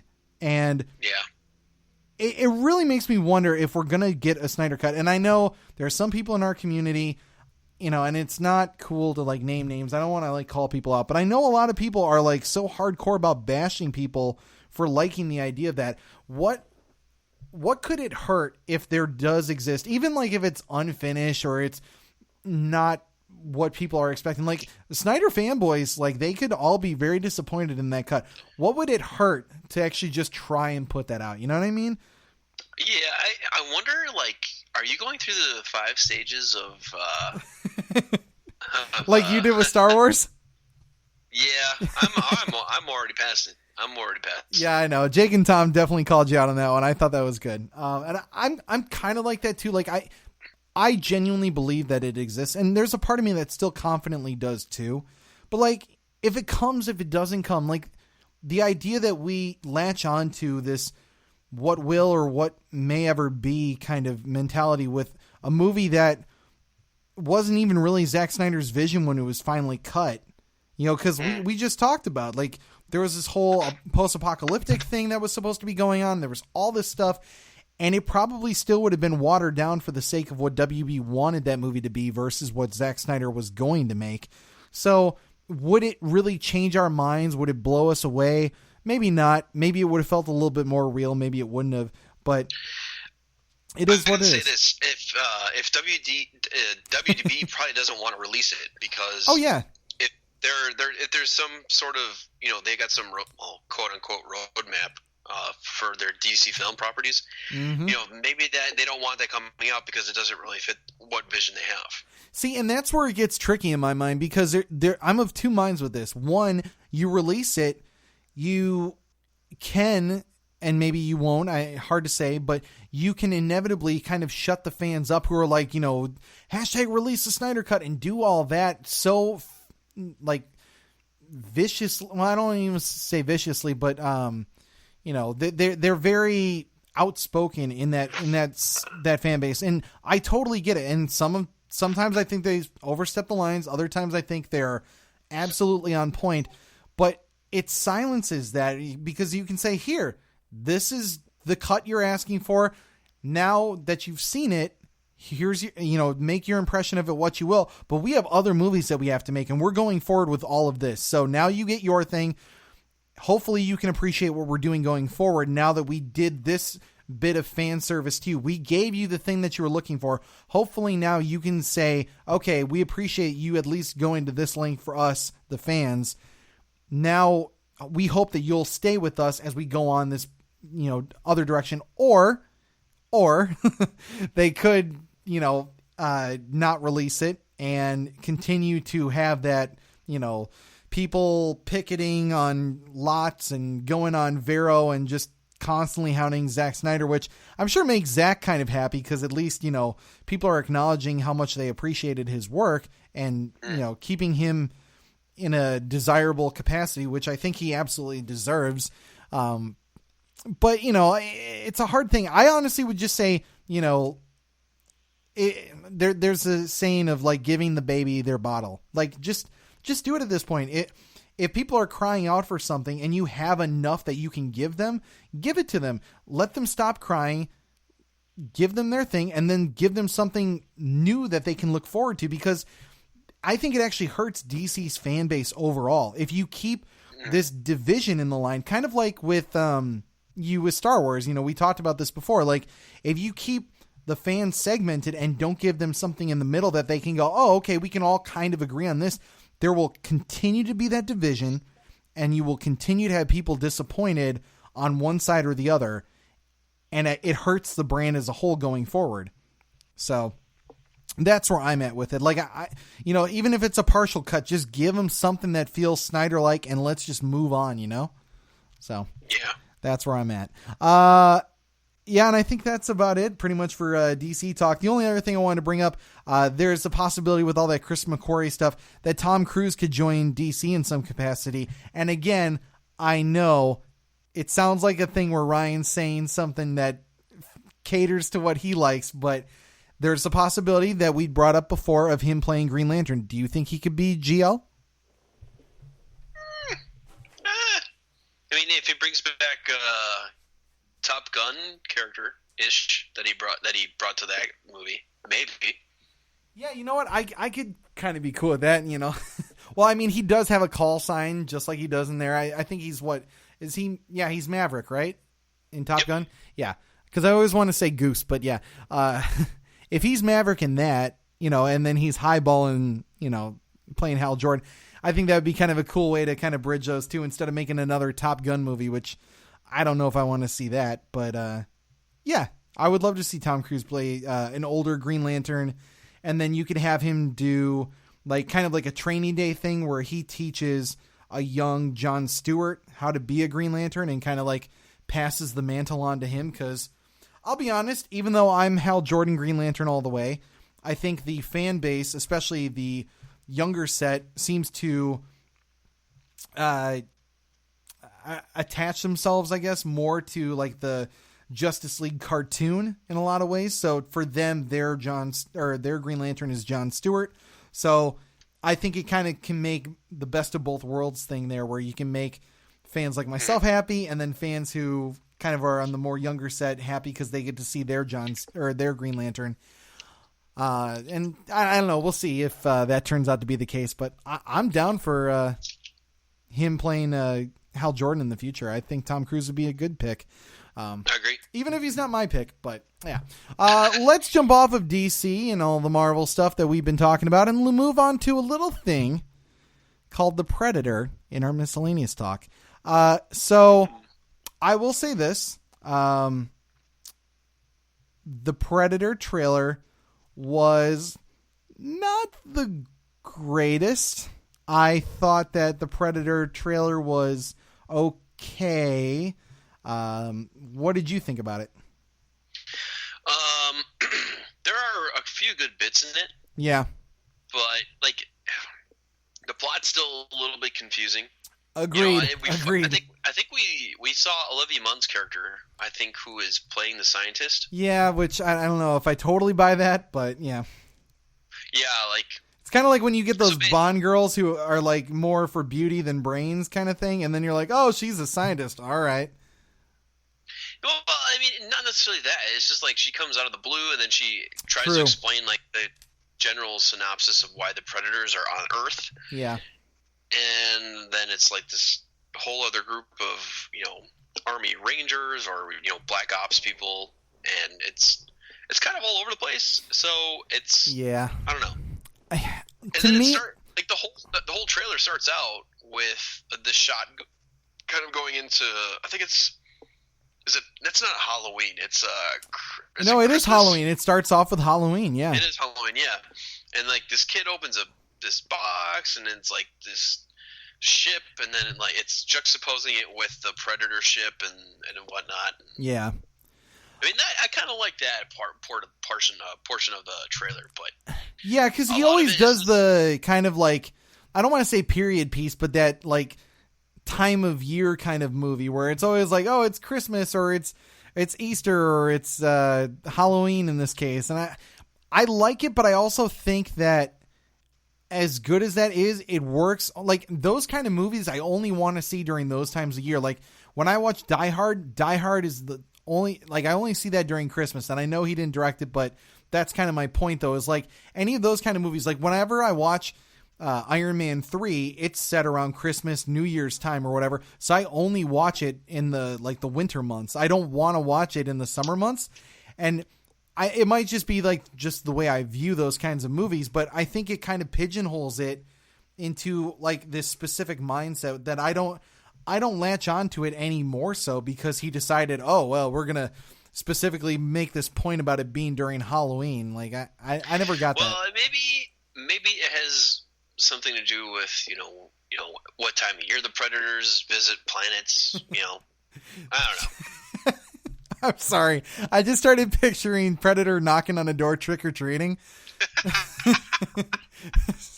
would, honestly, that would be a good parody video. Oh man, hey, if you're working on it, man, I say we should do it. But that would be kind of honestly, we've talked so extensively, like that's why this is kind of like a loose number 4, because I had to talk about the Predator. It's one of the things that we love to do, and like, yeah, okay, we got to see some cool Predator things. Like it just seems so surface level, like someone who walked into a room, watched Predator maybe once or twice, and was just like, I've got this really cool idea. It'll be just like, it's all this surface level stuff. Like, okay, he has like the arm cannon and all that cool stuff that we like about him, but there's nothing really interesting from what I'm seeing in this trailer. Like, and maybe you feel differently about this, but when you watch that trailer, does any one scene feel like it just stands out? Like that I got to tell everyone moment about this? Maybe the part where the Predator is kind of choke slamming the dude into the wall. Yeah. That's about it. See, and that, I think it has to be more than that. I mean, we're talking about the Predator here. Like, I think the problem too is this to me feels so much like AVP Requiem. And I put this up on my personal Twitter. And that's and see, that's the problem. Please no. Okay, I just want to clarify. You have seen AVP Requiem? Regrettably. Okay, yeah. Same here. There was someone in our chat that I think was the one who said that he hadn't seen it, and that's why I wanted to make sure that I wasn't ruining anything for you. But he was like, yeah, is AVP Requiem good? I was like, I can't say anything good about that movie. Like, I love the idea that movie had the hybrid alien part to it, which, like, it mixing with the, making the, what they called the Pred alien. That's a cool concept. But there was something about the design of that character that just felt like it was forcing two things together. It didn't, I don't know. The thing is, there is actually like a comic run of like of the Predator. Yeah. And that actual like hybrid of a xenomorph and a predator actually exists, but it doesn't really stay around too long. Yeah, and I don't know. It's just like it's this story that surrounded the rest of Requiem that was really bad. Well, definitely that, yeah. And the fact that like this movie is like almost doubling down on that. Like there's going to be more suburban stuff, and there's going to be more hybrid alien, or hybrid predator and whatever creature kind of thing going on in it. Well, the one thing it does have going for it is if it does tease, kind of the background of what the predators actually do. Yeah. Maybe they're just not like a hunting species. Maybe they hunt for a reason. Maybe they're hunting for. Maybe there's something wrong with their species. Maybe there's some sort of disease. They're looking for a cure. I don't know. Maybe. Well, I'm going to take an educated guess here and say that they're not. But you never know. Some things could change when the movie rolls around in later this year. So, yeah, I'm still going with sucks at this point, but maybe they'll impress us by the next trailer. We'll see. Then I wanted to get right into the number 3 here, which is that basically it's Zombieland 2 time, and I can't believe that we're saying it, but Zombieland 2 is on its way here. Are you excited for Zombieland? For the most part, yeah. Did you like the first one? The first one was pretty good. Like, I'm just wondering how they kind of evolve the story. Like, are they going to keep the same characters? Are they going completely different? What are they going to plan to do? Right. It sounds like the original cast is returning, and it's going to be premiering in October of 2019. So, a year and a half from now, baby. Nice. If you bring back the original cast, I don't know if you'll get the director of that film, because I think he's the one that's doing Venom right now. But if you can get the same tone back, I think it could work. I'm all in for, especially if you bring back the original cast. I know you can't bring back Bill Murray, and for those who've seen the movie, you know what I'm talking about. I really wish that they could. Maybe Bill Murray has like a secret twin. Who knows? There you go. Or maybe you call in someone else like Dan Aykroyd or like Chevy Chase. Hey, have some fun with it. That's all I'm going to say.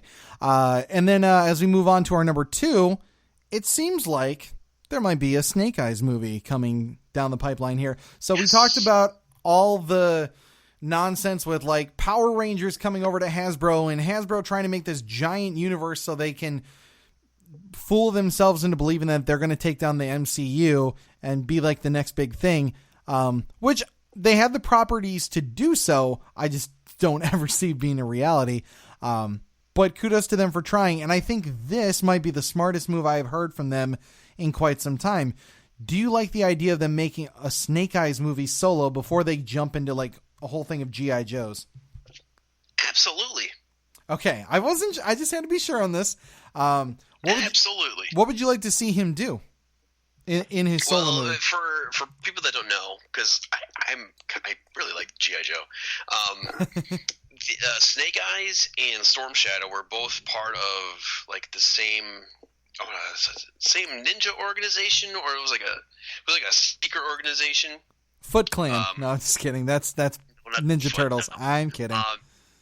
They were both trained in like the same clan. It's sort of teased. Yeah. In the very first G.I. Joe movie. A little bit, yeah. Not they don't really go into it. I feel like they mention it a little bit in the second movie too. Exploring their histories and stuff. It's really brief. Okay. Yeah, again, those movies they're so forgettable to me, and I don't mean that to be a dick or whatever. I just The only thing is if they choose to go with the Snake Eyes they had in the previous 2 movies, which would be awesome. Not necessarily the actor, but like how they portrayed him. Like Snake Eyes doesn't talk. I think they changed him from one movie to the other, because I think the second movie had that Byung Hun Lee or whatever. I can't remember his name properly, but like the character doesn't talk. Period. Oh yeah, no, I know, yeah, absolutely. Didn't what was it, like his tongue got cut out or something was part of his story? Yeah, it was something that he did or committed that he got his tongue cut out. Oh yeah, because he didn't want to like spoil secrets or something, right? Wasn't that it? Possibly. I think that was it. Yeah. I'm sure someone's gonna send me a tweet about this later. You don't know anything. All right, fair enough. But yeah, you're excited all in all. Who would you have him go against Storm Shadow then?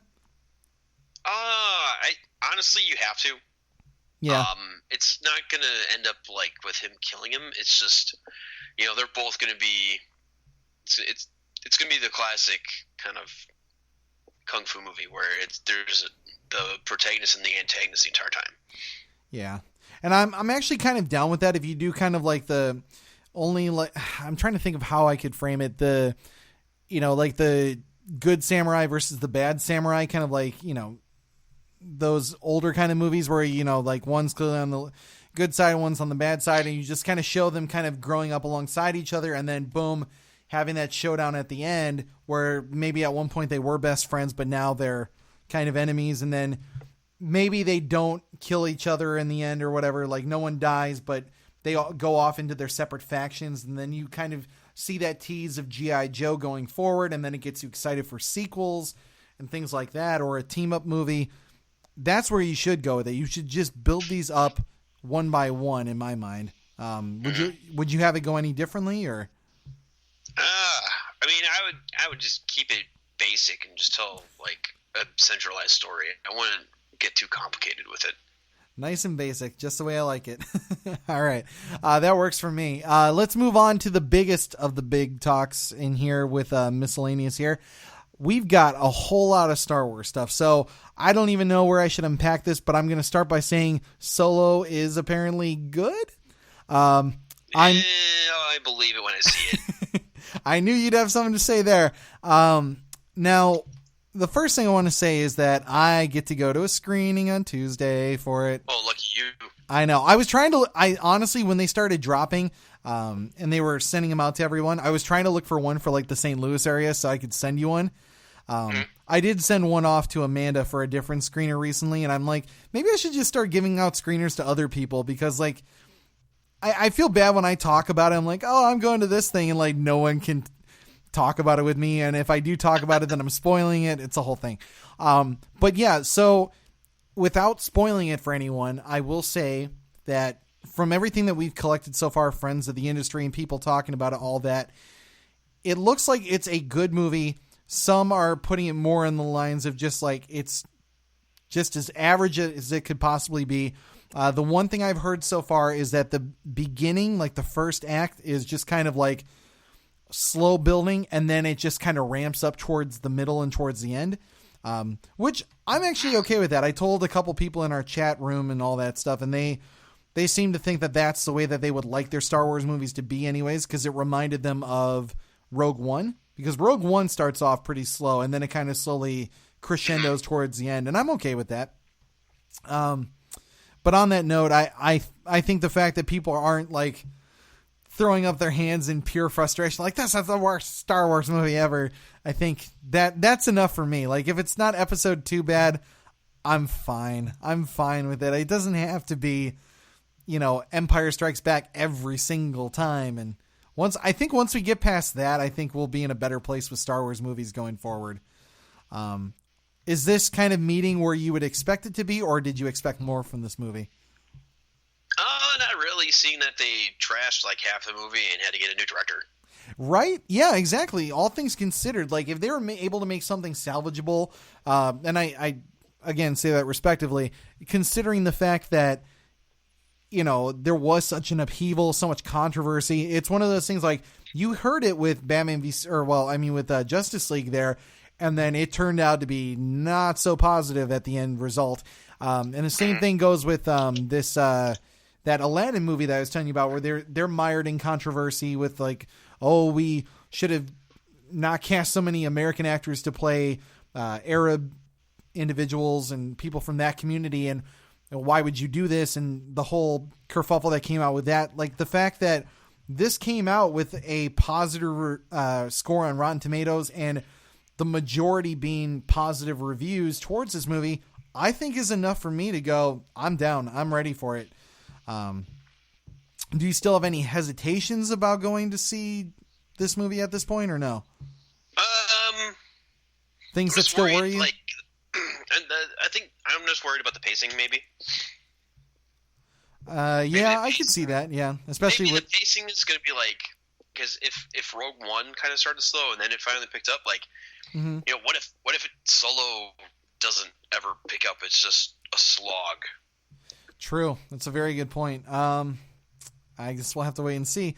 But as I said, from everything we're hearing, it sounds like it's in good shape. So I'm going to hold on to that for now. But as we move on here, the director of that movie, Ron Howard, is also saying that in the Lucas family there, he is trying to push forward with the sequel to a movie that holds near and dear to my heart. It's one of the first ones I watched as a child, and I love it to this day. Willow getting a sequel. Would you like to see a sequel to Willow? Never seen it. Oh, that's right. Yeah, I did tell you about this yesterday. Yeah, I can't believe you haven't seen Willow. Heard of that before in my life. It's a good movie. Like I put it this way: it's basically like The Hobbit before there was a Hobbit movie. Like it's so it's knockoff Lord of the Rings. In a lot of ways, yes, but like it doesn't have to deal with like the One Ring, but it has, you know, just a little guy played by Warwick Davis, who it has a little bit more magic in it than you'd expect. Kind of like if you were to cross The Hobbit with maybe like the first Harry Potter movie, if that makes any sense. I think it's a pretty well balanced movie. I'm not saying it's like, you know, masterpiece theater here by any means, but it's a fun, you know, fictional otherworld kind of romp that I love that movie.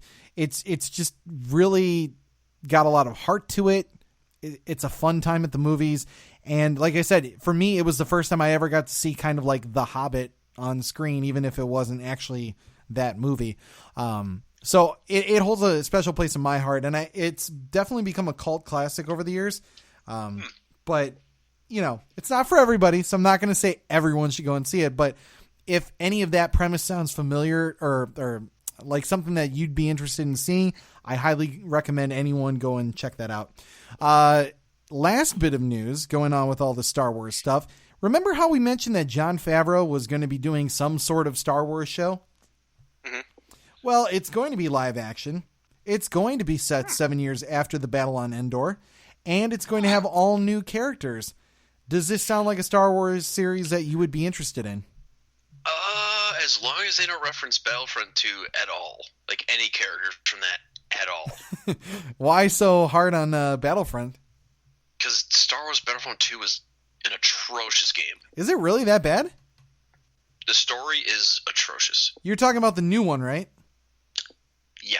Okay, because I know there was another like Battle something series. I just want to make sure we're talking about the same thing here.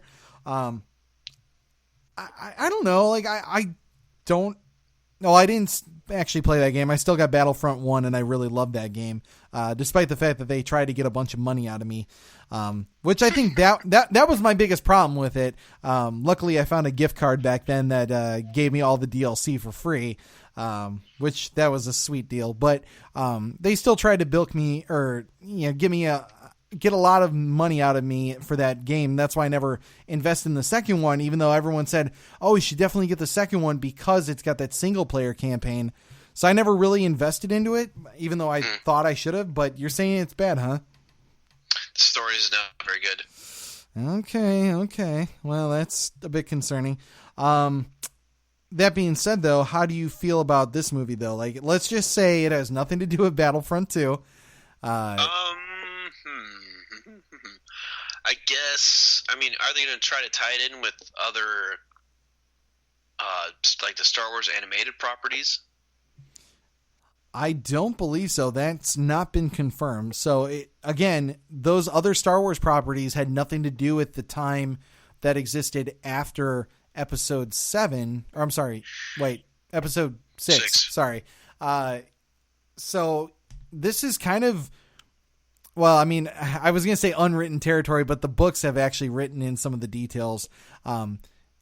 It's never been explored on screen before. This is open and new territory, which I do find interesting, though, because on the reverse of that, we actually have what we mentioned last week, where they talked about the Resistance show, where it's going to be the pilots and it's going to be the years leading up to what we saw in episode 7. So let me ask you this personally. Would you rather see the stuff that happened after episode 6, or would you see the stuff before episode 7 more? I would rather see the stuff that happens after 6. Same here. Especially because I'm more of a live action junkie too. Like I feel like you can get away with more when you do the animated stuff, and it's cool that they brought some of the same actors back to do that. But I like when they explore fresh territory that hasn't really been even talked about, at least canonically speaking, because I guess, there were the books and all that before. But this feels fresh. This feels new. This feels interesting. What is this storyline even going to be about? We don't even know. So I think my hopes and expectations are high for this one. But on the other hand, the episode 7 prequel-ish stuff, there's something to that I'm actually looking forward to seeing them explore, kind of in the way that I mentioned to you about my fears with episode 8 originally. Because I was like, well, it's been pretty well documented on our show that my biggest fear with episode 8 was, are they going to address any of the concerns I had from episode 7? And for the most part, they did enough to satisfy me. There are a couple of things like Knights of Ren that I would still like to know more about, but maybe we get that in that series, and maybe they'll explore that. And that would be cool, because Lord knows you dangle that little bait in front of us, and I sure as hell want to know what happened. So hopefully we get that there. But I'm saying episode 6 aftermath stuff sounds more appealing to me. You would agree on that, I'd say? Yeah. Okay. Fair enough. Yeah. Okay. So, any final thoughts on Star Wars? It is coming in just a week from now. Oh, man. I so want the movie to suck. I think you're not alone in that camp. There's a lot of people who feel kind of the same way. We've already had one Star Wars movie suck. Oh, yeah, it was episode 2, and we don't talk about that one. Hey, episode 2 is actually pretty good. I know. I can't believe we had this conversation before we started. Yeah.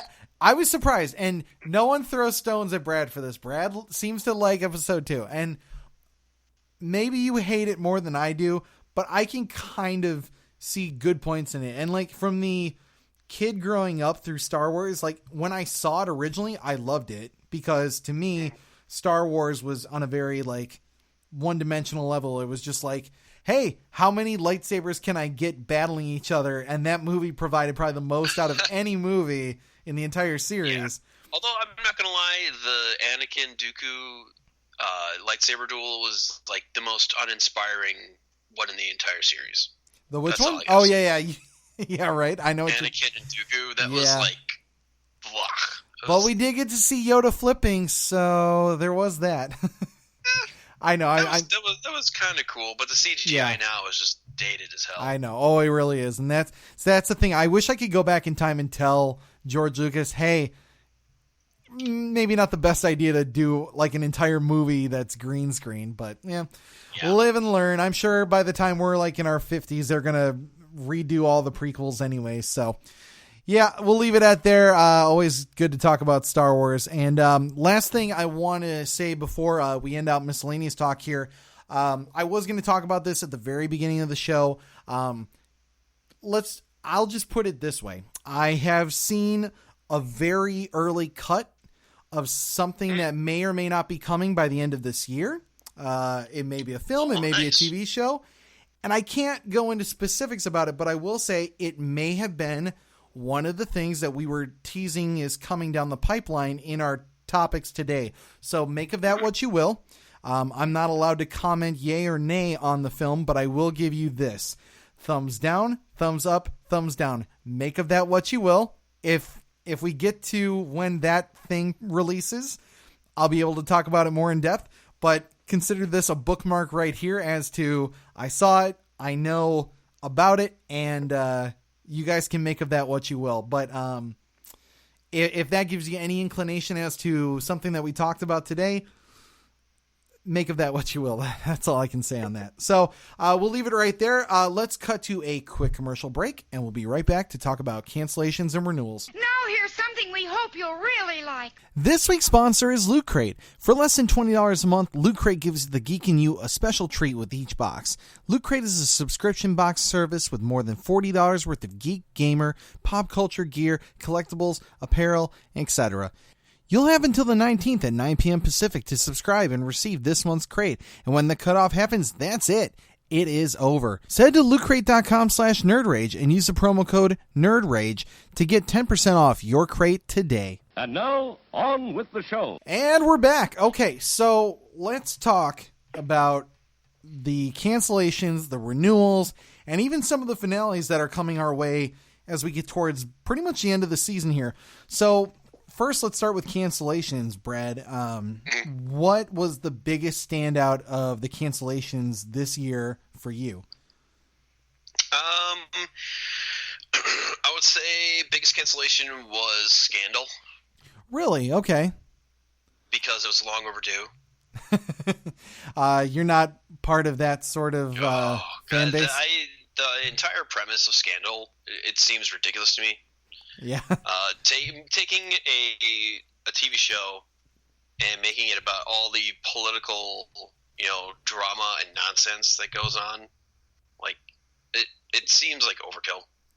See, to me, that sounds like TV in a nutshell, honestly, because that's like, I mean, it's not the crowd that I, surround myself with. Like, we don't really get involved in politics or any real. I mean, like, we get gossipy, I guess, about like what's happening with superhero stuff, but we know that that's all kind of in good fun. There's not like any real seriousness or deep intrigue about that sort of thing. So I just like, yeah, cool, good. Like, I know that, you were bringing up water cooler talk. I know that sort of thing exists for things such as these. And this is one of the Shonda Rhimes shows, right? I think so, yeah. Yeah. So it's not like she doesn't have another whole bag of other shows that I'm sure she's probably cooking up, but yeah. Did they say no, it's nothing. It's nothing to the actress. The actress is good. Her other stuff that she's done is pretty good, but this show is just gross. The actor? Oh, you mean her as a showrunner? No, the actress that plays the lead. Oh, okay, yeah. Because I was gonna say, because Shonda Rhimes, she's the showrunner. But yeah, I know what you mean though. So I don't know any of her previous work. I'm just talking about the lead actress. Yeah, you're talking. I'm trying to remember with this one. Scandal was the one that has what's her name from Suicide Squad? What? Kendra Washington, maybe. Oh yeah, okay, so that's this one. See, that's the thing. Like, I have such a hard time following some of these, I think the woman you're talking about is in How to Get Away with Murder. It sure is. Thank you very much. That helps a lot. So yeah, I know exactly what you're talking about. Kerry Washington, right? Yes, Kerry Washington. That's it. She's the lead in Scandal. Would you believe, of all the things, what I know her from best is being the girlfriend to the Thing in the second Fantastic Four movie? What? Yeah, you didn't know that? She was way better in that. Oh yeah, she wasn't Django Unchained. That's fair. No, I'm just saying if you were to give me, if you were to say Kerry Washington, the first thing that comes to mind is her being Ben Grimm's girlfriend. No way. Yeah, no, I liked she did a good job as a blind girlfriend. Yeah. Huh. Interesting. Yeah, and she's from the comics too. But yeah, figures everything I do revolves around superheroes. Was there any other cancellations that stuck out to you in any big way? Designated Survivor. The premise is just stupid. I actually did not know that one got canceled, and that. Well, then again, that's another politics one, right? Because that one's the one where the president. It's like some civilian was put in charge if the president ever died. Oh, okay. So he was the failsafe? President and vice president, yeah. Oh, okay. Interesting. And then other show was Taken. Oh, yeah, they had a Taken franchise, If you ever seen the Liam Neeson movies? Yeah, I love those. Made a TV show about it. Uh-huh. And honestly, that's probably the worst idea. Yeah, pretty darn close, I'd say. I mean, you're dragging out a story about him trying to find somebody. Or, I never watched the show myself, but is it just him finding someone every episode? So when you say, oh yeah, okay, so yeah, he has to basically is every single episode tracking down somebody that's been taken, or is it the entire I mean, I guess we'll never know because we never watched it, right? Yeah, that is true. Yeah, but I looked at that premise as kind of already running thing, because if you think about it, what was it? I think it was the third one. People are already complaining, like, why did this need to get made? The second one was already kind of not to people's liking. So the fact that you bring it to a TV series, it's like, I was actually watching a South Park episode where it was all, it was a whole thing with like the Native American community and stuff like that. And, I was just thinking of, premise running thin. And I was just like, that would fit totally perfect right here with the whole Taken franchise. 'Cause I like it, but as much as we like Liam Neeson kicking ass and taking names, like this show didn't even have him attributed to it. And yeah, I think was it supposed to be the same character or was it a different guy? I honestly couldn't tell you. I'm sure it wasn't. They probably started from scratch, but I don't know. It was just one of those things that I'll be honest. The one thing that didn't get canceled that I thought was going to be Lethal Weapon. So for those who don't know, Lethal Weapon had Chase Crawford, I think was his name. And he was playing Riggs on the show. And I thought that based on everything that I'd heard, he was going to get the boot. They were not going to bring the show back, and it was going to provide a space for Gotham to just kind of slide in there and continue on for another season. But they ended up getting Sean William Scott, who, not going to lie, I think he would have been a better fit in the first place anyways. And he's going to end up playing his brother. So what? Yeah, he's How is that gonna work? He's That going to be breaks Riggs' brother. continuity. Yeah, I know. But the sad truth is I actually kind of feel bad for Sean, because I feel like this is how they should have started. And now this will probably only get them like, their pickup for one more season, and people are going to be like, not my Lethal Weapon. And then they're going to tune out. I think this show's going to get canned next year anyways. Yeah, it's unfortunate because I've actually heard a lot of good things about that Lethal Weapon series. And, I don't know what Clayne Crawford did that he was just so bad, but it sounded like he was basically kind of graphic and not the nicest guy to be around. But, it's one of those he said, she said things, so we can't confirm or deny what was actually going on that set. But they got rid of him. They replaced him with Sean William Scott, and we'll see what the next season brings. Because now I've got some space where I can slot in some new programming, and I wasn't expecting to make Lethal Weapon one of them, but I'm a little curious. I want to see if it's, worth the hype.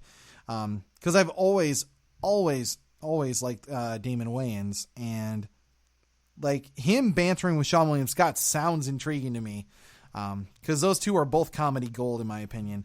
I don't know enough about Clayne Crawford, but people said that he was one of the best parts of the show. So I guess we'll have to wait and see how it all shakes out. But it's a weird situation to say the least. The cancellation that surprised me the most, based on everything that I'd heard from people, was Lucifer. And I know some people would probably even think about Inhumans too, because Inhumans also got canceled. But Lucifer was a show that I did not watch. I thought I was going to this season because they added Tom Welling, and they ended up just dropping it. And here's what I got to say is big brass balls on the guys that made the show. They actually said in an interview, we intentionally made the ending of our season this year a cliffhanger because we were worried that we were going to get the axe. And they did a cliffhanger because they thought it was going to ensure their renewal, and then they got cut in the end anyways. So it's got to break the hearts of some of the people I know who are huge fans, like Marina, who's been on the show before. She was, like in the first year of our show, she'd come on and she had fallen in love with that show. And she was busting my chops about this show and that show. And I think we were even talking about Black Panther at one point. And I said, oh, this is good and that's good, but man, I don't see what people see in Lucifer. And then she took real offense to it, to the point where I was like, oh, I'm sure it's good, and I'm going to end up checking out. I'm sure they'll be around for another season. And now they're not. And I told her about it as soon as the news dropped, and she lost it. She was not having it at all. So that and the fact that if you go to Twitter right now, I think the hashtag is still going because fans were livid, and I mean livid about this. And I don't know what made the show so good that people are this passionate. Like, this is on a Batman v Superman level of passion I'm seeing on this stuff. But people are not happy. And I mean, I can't blame them. If something is as good as they're saying it is, I probably would be at that level too. Like, if they had canceled Gotham, I don't know how I would have felt about that. But I probably, like, after having what in my opinion is probably their best season they've done so far, for them to have canceled it this late in the game would have really got to me. So I can bear with those people. On the other hand, with Inhumans, I felt with Inhumans that it had a lot of opportunity to grow and become better. Like Karnak on that show, who had been played in other movies. Like, he was, I think the guy who plays him was also in X-Men 3. He's popped up in other places before too, but I genuinely loved his portrayal. And maybe people who are like, you know, Marvel purists and really love the Karnak character probably had more to say on him. But like what they did with him, I think I mentioned this to you when we were talking about it at one point. The way that they utilized his powers was kind of like the Robert Downey Jr. Sherlock Holmes movies, where, like, remember when he goes to fight people and he can, like, analyze everything before it even happens? Oh, yeah, okay.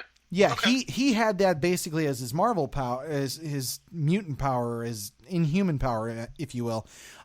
So he could see every single outcome. Like, if they're about to be, he was about to go into a room and there was a bunch of bullets that were about to fly at him, he could see every outcome, and you'd watch it in slow time with, you know, like bullet time and all that. And you could actually see him go, okay, that isn't going to work. That's not going to work. Okay, here's how you do it. And then he would go in and he'd like dodge through all the bullets and all that stuff, zigzag the right way and all that stuff. And then he'd just like take out all these, you know, armed guards or whatever. And it was really cool how they utilized him. Unfortunately, you know, aside from that and maybe a small amount of how they use Crystal, I can't say there was much else going on for that show. And I can understand why it got cut.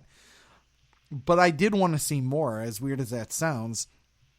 It just sucks that it went the way that it did. I just felt it was just a doomed production from the beginning, because nothing that they told me was good about it. Hey, Scott Buck's going to do it. He's the guy from, you know, Iron Fist. And we're also going to get, you know, it's the TV side. So you've got, what's his name? Who was a part of Marvel before they kicked him out and then they put him on the TV side.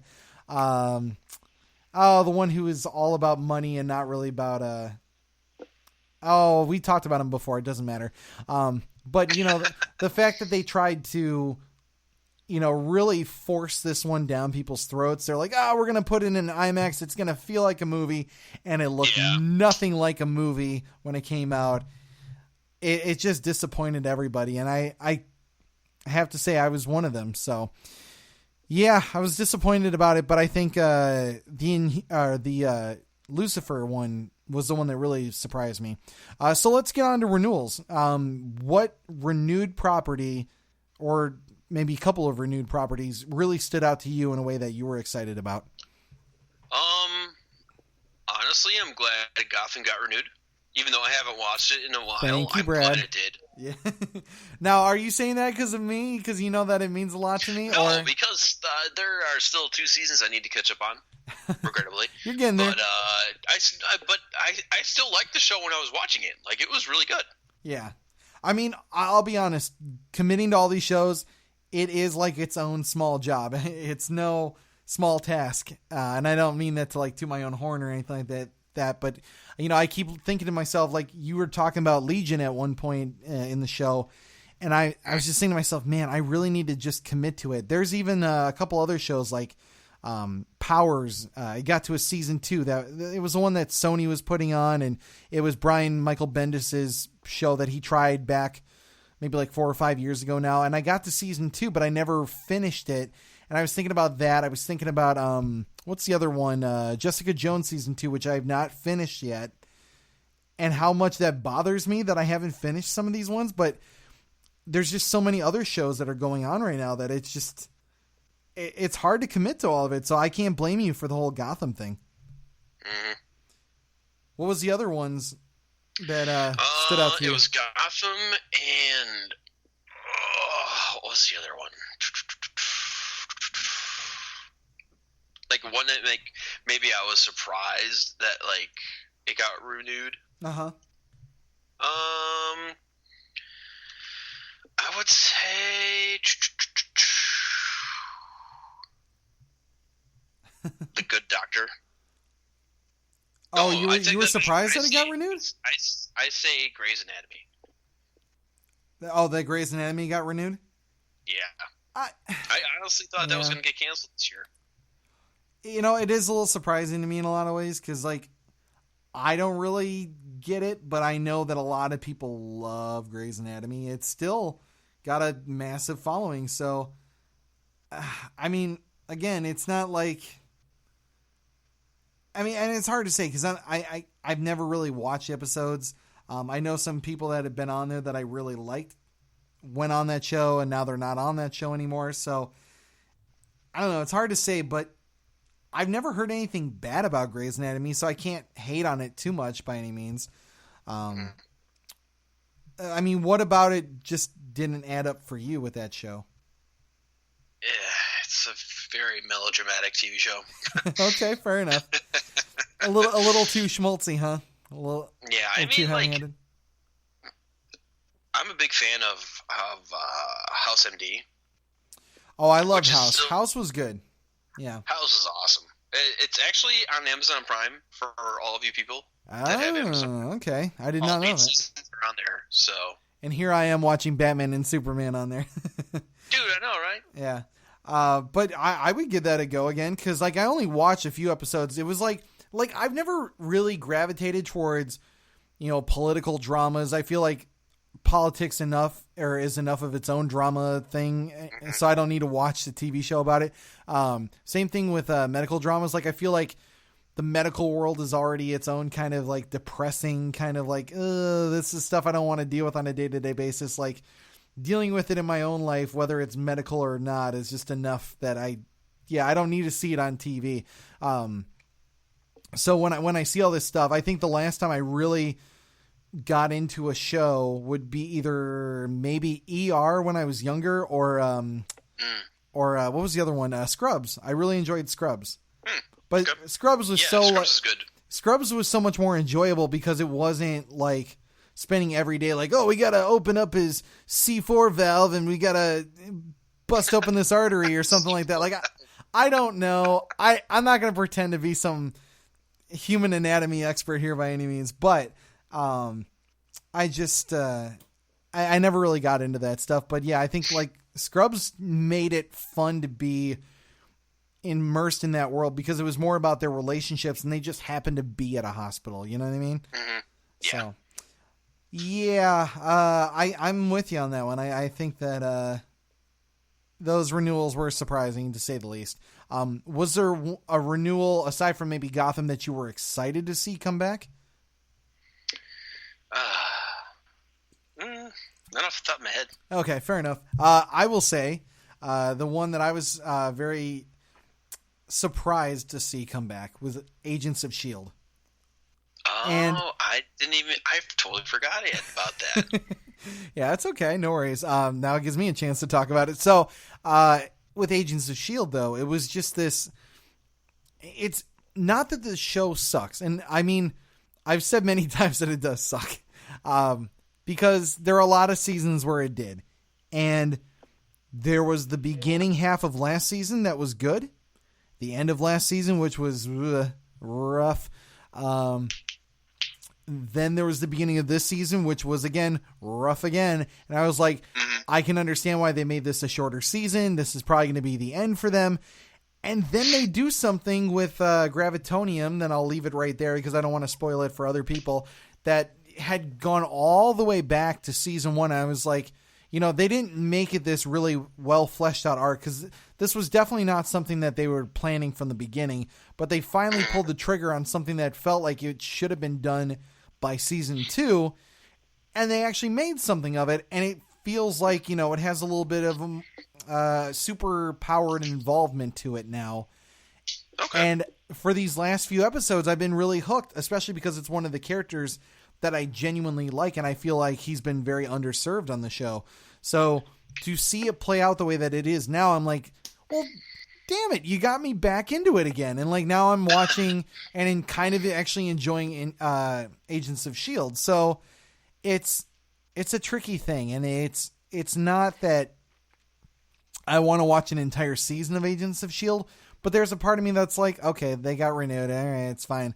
I mean, there are worse shows that could be renewed that, didn't. So I'm glad that, if they have something good in mind for Agents of S.H.I.E.L.D., I'm almost hoping that it's like Gotham, in the sense they're like, okay, we've kind of run our course. We get it. We understand. We don't have the biggest fan base in the world, but we'll just kind of tie things up here. We'll give you an abbreviated season, and then we'll call it quits, because it hasn't been confirmed, but there has been a lot of conversation about this is actually the last season that they're going to do.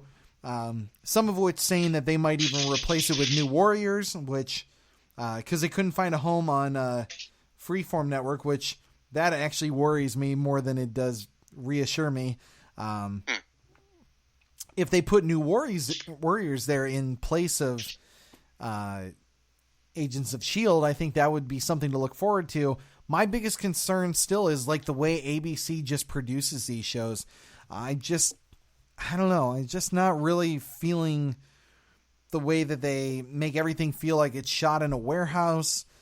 The fact that it's not really that entertaining until you get to like this one small strip of episodes that are like maybe 2 or 3 out of a, 12 to 24 episode season. Like it doesn't feel like the investment is totally worth it in the end. And it really feels like a slap in the face to the fans.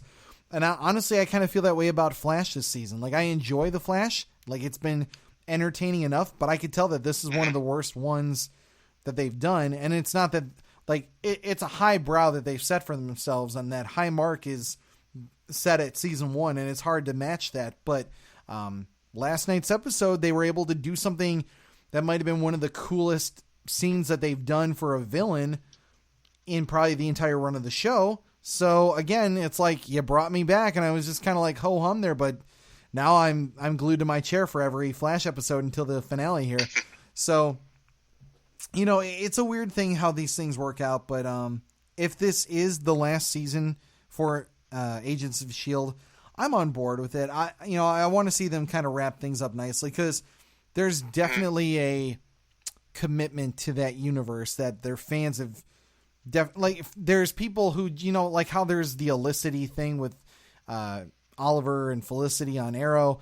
They have that with Coulson and Agent May, and I'm just like, I don't see it, but sure, So people really love the show, and I'm glad that they can have their own closure too, just like I can now with Gotham. So let's talk finales here. What finale has you the most interested at this point before we kind of wrap up this year of TV? Honestly, probably just Arrow. Really? Okay. Well, I mean, that's good to see. What specifically stands out about Arrow this season for you? From what I've gathered and what I've been able to kind of sum up after trying to catch up with it in a very small amount of time, is that something really big is coming at the end of the season. I mean, Mel has even stated that there's something like really huge that's going to happen. Right. So I'm very curious as to what that is. I know. I honestly don't know what to expect either, but, Yeah, I really want to see... we were kind of talking about this before, that they end up bringing on Ragman. Like, that would be a cool way, and then be like... Rags would be good, yeah. You love calling him Rags. I get a kick out of Rags that. is so cool, man. He's so cool. No, just the fact that you call him Rags instead of Ragman. I know. It's just funny to me because I like that you made a little nickname for him. It's cool. But yeah, I really enjoy the season that they put together for Arrow. I think it's probably the best superhero show on TV right now. Although I'm not going to lie, Krypton and Gotham have definitely been giving it a run for its money. I'm actually the most looking forward to Gotham because, again, it's hard to say without spoiling this season, but the way that they started the season was engaging. The middle of the season, even though they have that weird thing where sometimes they break up the episodes where it's like, it's going to be off for a week or it's going to be off for 2 weeks and then we're going to be back, which they've done it before. The fact that their fan base is as strong as it is, despite all these little hiccups and, schedule change, like, cause it used to be on Monday nights and then they moved it to Thursday nights, and it's still maintaining good enough numbers in the Thursday slot, which is not usually the best night for television. They're still maintaining a solid chunk of audience, and that includes people who have been burned out. Like, I know a bunch of people in our own community who said, "Oh yeah, I watched the first 3 episodes and I couldn't get into it anymore. I'm just like," I was like, 3 episodes, there's so much more show to go, man. You got to check the rest of it out. Like, once you get past the Ogre arc that they did, like the 3-episode arc that they did towards the end of season 1, that's when it starts ramping up. Or even I'd recommend when they first introduced Jerome, that's really when I start to see what they were doing with Gotham and how it started to pick up. And I've been addicted ever since. I mean, I've had my times where I kind of fell out. Like, some of the Azrael stuff was a little, I would say it was trying a little too hard in some places. But for the most part, the show has been a thrill ride from beginning to end, and I've loved every second of it. So, yeah, I just can't believe that we're to the point where we've had 5 seasons of Gotham now. And then we're going to actually close on the fact that Bruce Wayne will turn into Batman by the end of it, which add that to the, exposure to all these great characters. I mean, we have a show that gave us Clayface. We have a show that gave us Hugo Strange. We have a show that gave us various incarnations of Poison Ivy, a Riddler that might be the best live action version we've ever seen because we don't count Jim Carrey. Some people would, but that's definitely not my Riddler. And Frank Gorshin, I think even Frank Gorshin's take was way too corny and campy, and like what they've done with that character means something a lot to me because I've always liked the Riddler. I mean, hell, he's been my Halloween costume for a few years back to back. But yeah, they've done such a good job with that show. I mean, yeah, you can say what you want about like the way that they did Grundy, where Grundy basically turns back into Butch, which I didn't really enjoy that as much. And I would say is the only problem with this entire season. And then maybe the introduction of Fish Mooney in the beginning, which people didn't like because, oh, she's a new character. We don't like new things. I still liked Fish Mooney. I like her. I thought she was like, I mean, sometimes her acting was a little bit over the top. Like she was trying to play someone from like 1940s cinema or something like that, or a product of a bygone era where like almost like she was trying to imitate Eartha Kitt in a lot of ways with her portrayal. Huh? Yeah. I can see that. Maybe. Yeah, just like her mannerisms and the way she would carry on with her vowels and things like that, like that's how she always talked to people. And I was just like, okay, I can see why some people would take an issue with that, but like I liked her. I thought she was a good character. Her storyline with Penguin was really I guess I'd say again captivating kind of moment throughout some of those seasons, like her coming back from the dead and all that stuff. Like it was a whole thing, but I still found her intriguing whenever she was on screen. So I don't think she was ever a bad part of Gotham by any means. But I think that's really all I have to say on finales this season. Is there any others that stood out to you? Not really. Okay. Well, then I think that's a good place to call it. We've definitely gone on a little longer than usual, kind of classic Nerd Rage podcast length that we usually do. But yeah, that's what happens when we have a lot of DC to talk about. So I just want to say again, thank you guys for keeping that hashtag going with renewed Green Lantern the animated series. For all the likes and the support and everything that you guys do. It never ceases to amaze me. And I even thank someone while we're doing this episode for saying some of the nice things that they said over this last week. And I appreciate every single one of you guys, because there are times where, you know, I have a week and I'm just like, man, I don't know. I want to do another episode, but like I need that little, like, that oomph, and Brad and the combination of our fan support is always what keeps me wanting to tell you guys more awesome stuff that we keep hearing about through the pipeline. So, again, thank you to everybody. If you could, as always, I always like to say, check us out on nerdragepod.libsyn.com. Go and listen to us on SoundCloud or iTunes and leave a review there if you could, please. People have been actually responding to us on SoundCloud. I think I might have even mentioned that an episode or two ago, and I've been trying to respond back to you guys because a lot of you guys have questions in our episode. Someone had a whole lot of questions about Venom at one point. I was like, I only know so much, but I'm trying. Again, appreciate all that stuff. Please be sure to tell your friends about us. We've got some more support on Facebook, a bunch of likes that just kind of came out of nowhere. I was like, okay, cool. Thank you guys for that. And as always, you can check our store out on tpublic.com. Just look for anything Nerd Rage podcast related. You'll see Super Kick Society shirts, the shirt that our good friend Matt made, which is like a modified version of the Nerd Rage podcast logo. You can get that all there, and it goes to support the show.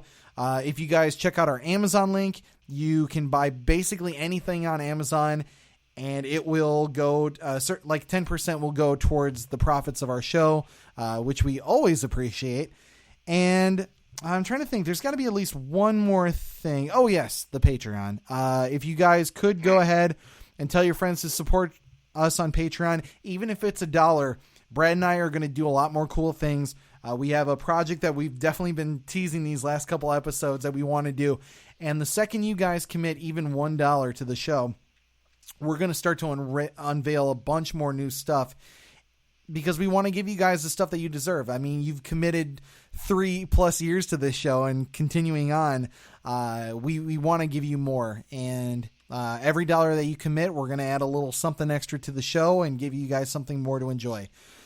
So I think we talked enough for this week. Thank you guys as always. For the Nerd Rage podcast, I've been Ryan Anderson. And I'm Brad Lehrman. And we'll see you guys again next week.